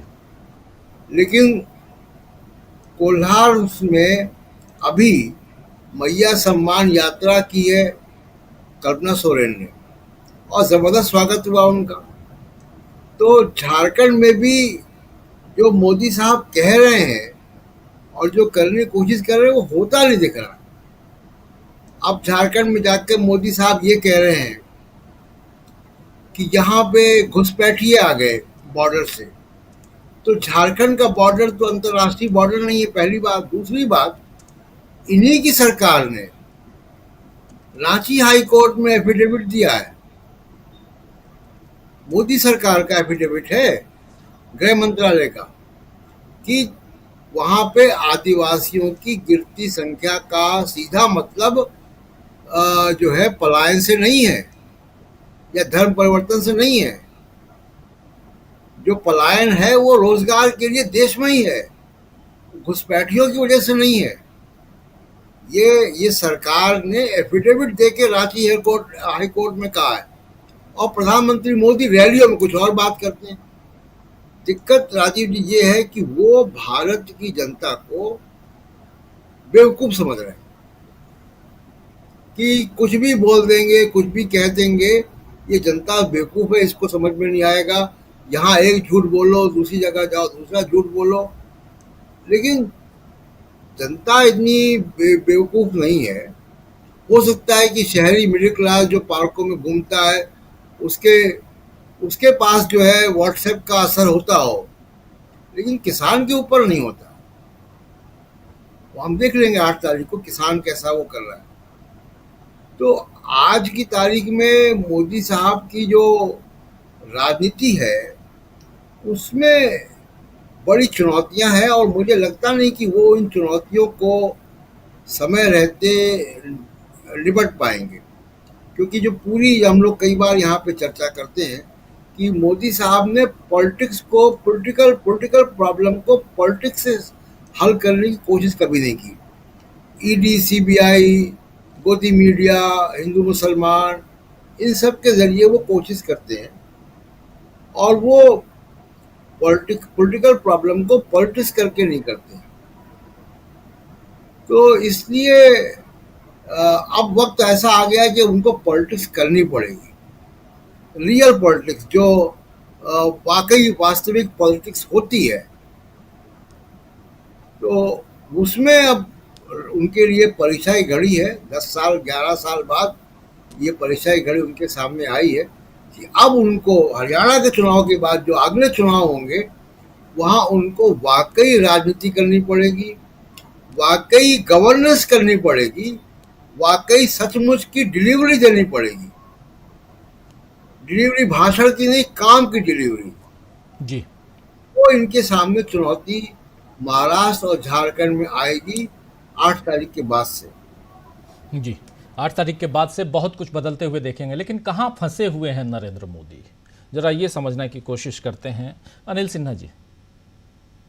देखिए, ये क्या है कि ये जो नफरत की पॉलिटिक्स है ना, उसकी मियाद कम होती है और उसमें जो ऊर्जा निकलती है वो दंगे वगैरह के लिए काम आएगा। आपको कुछ हिंसा आप कर लीजिए, लेकिन उसको आप उसको धारा नहीं बना सकते।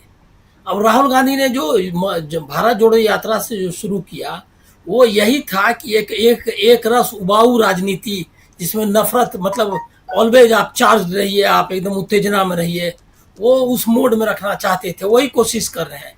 वो लोग थक गए हैं। अब देखिए कि वो महिलाओं के साथ मिलने के लिए गए खेत में, किसी मतलब ये का मतलब जूता सिलने वाले से मिल रहे हैं, किसी ये से कर रहे हैं। इसमें जो संगीत है उसको भी देखना चाहिए। हम लोग क्या है कि हम लोग भी इतना ज़्यादा राजनीति पर बात करते हैं कि हम लोग जो है संगीत और ये सब भूल गए हैं जीवन के। मुझको लगता है कि ये जो संगीत है उसको भी समझना चाहिए।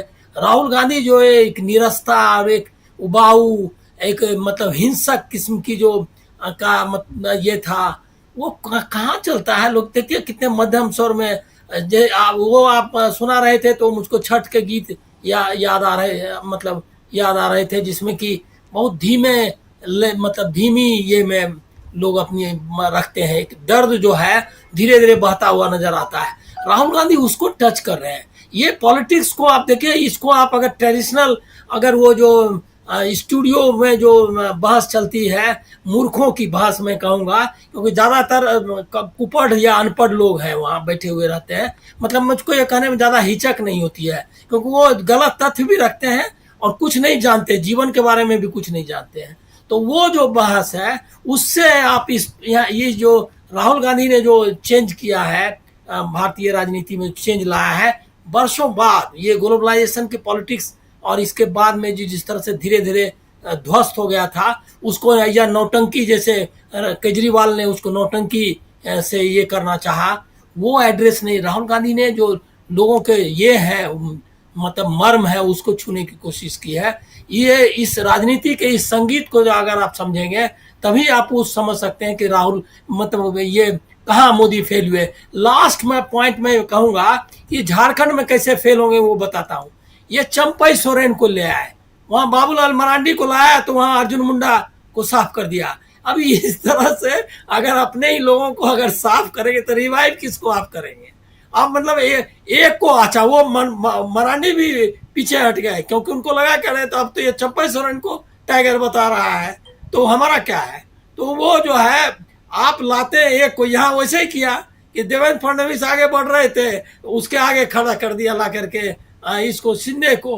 अब वो जो है अब किसको लीडर बनाना चाहते हैं, क्या करना चाहते हैं। अब वहां भी वही हाल है। वहां योगी को देखिए, अभी मुझको लग रहा है कि उनको अगर बढ़ाना था या उस पर उन्होंने नजर टिकाई थी आरएसएस ने, अपना जो गलत सही मतलब बुलडोजर लेकर के ही वो, आप देखिए ये वो संगीत की बात में कर रहा था, बुलडोजर एक तरफ और दूसरी तरफ राहुल गांधी जो है सो जा रहे हैं, लोगों से बात कर रहे हैं, गीत सुन रहे हैं। ये अंतर जो है ना, ये अंतर बहुत बड़ा गैप है। इसको ये इनके बस का नहीं है, ना आरएसएस के बस का है, ना इनके क्या कहते हैं मतलब नरेंद्र मोदी जी के ये में अख्तियार में है। वो लोग नहीं कर सकते इसको, इस चैलेंज को मतलब उसका मुकाबला करने की ताकत उनमें नहीं है, और न उनके लायक कल्पना शक्ति है, न उतनी बुद्धि है, न उतना ज्ञान है। बिल्कुल बिल्कुल आप सही कह रहे हैं। नरेंद्र मोदी आखिर फंसे हुए कहाँ हैं और यहाँ से क्या राजनीति की दिशा बदल चुकी है।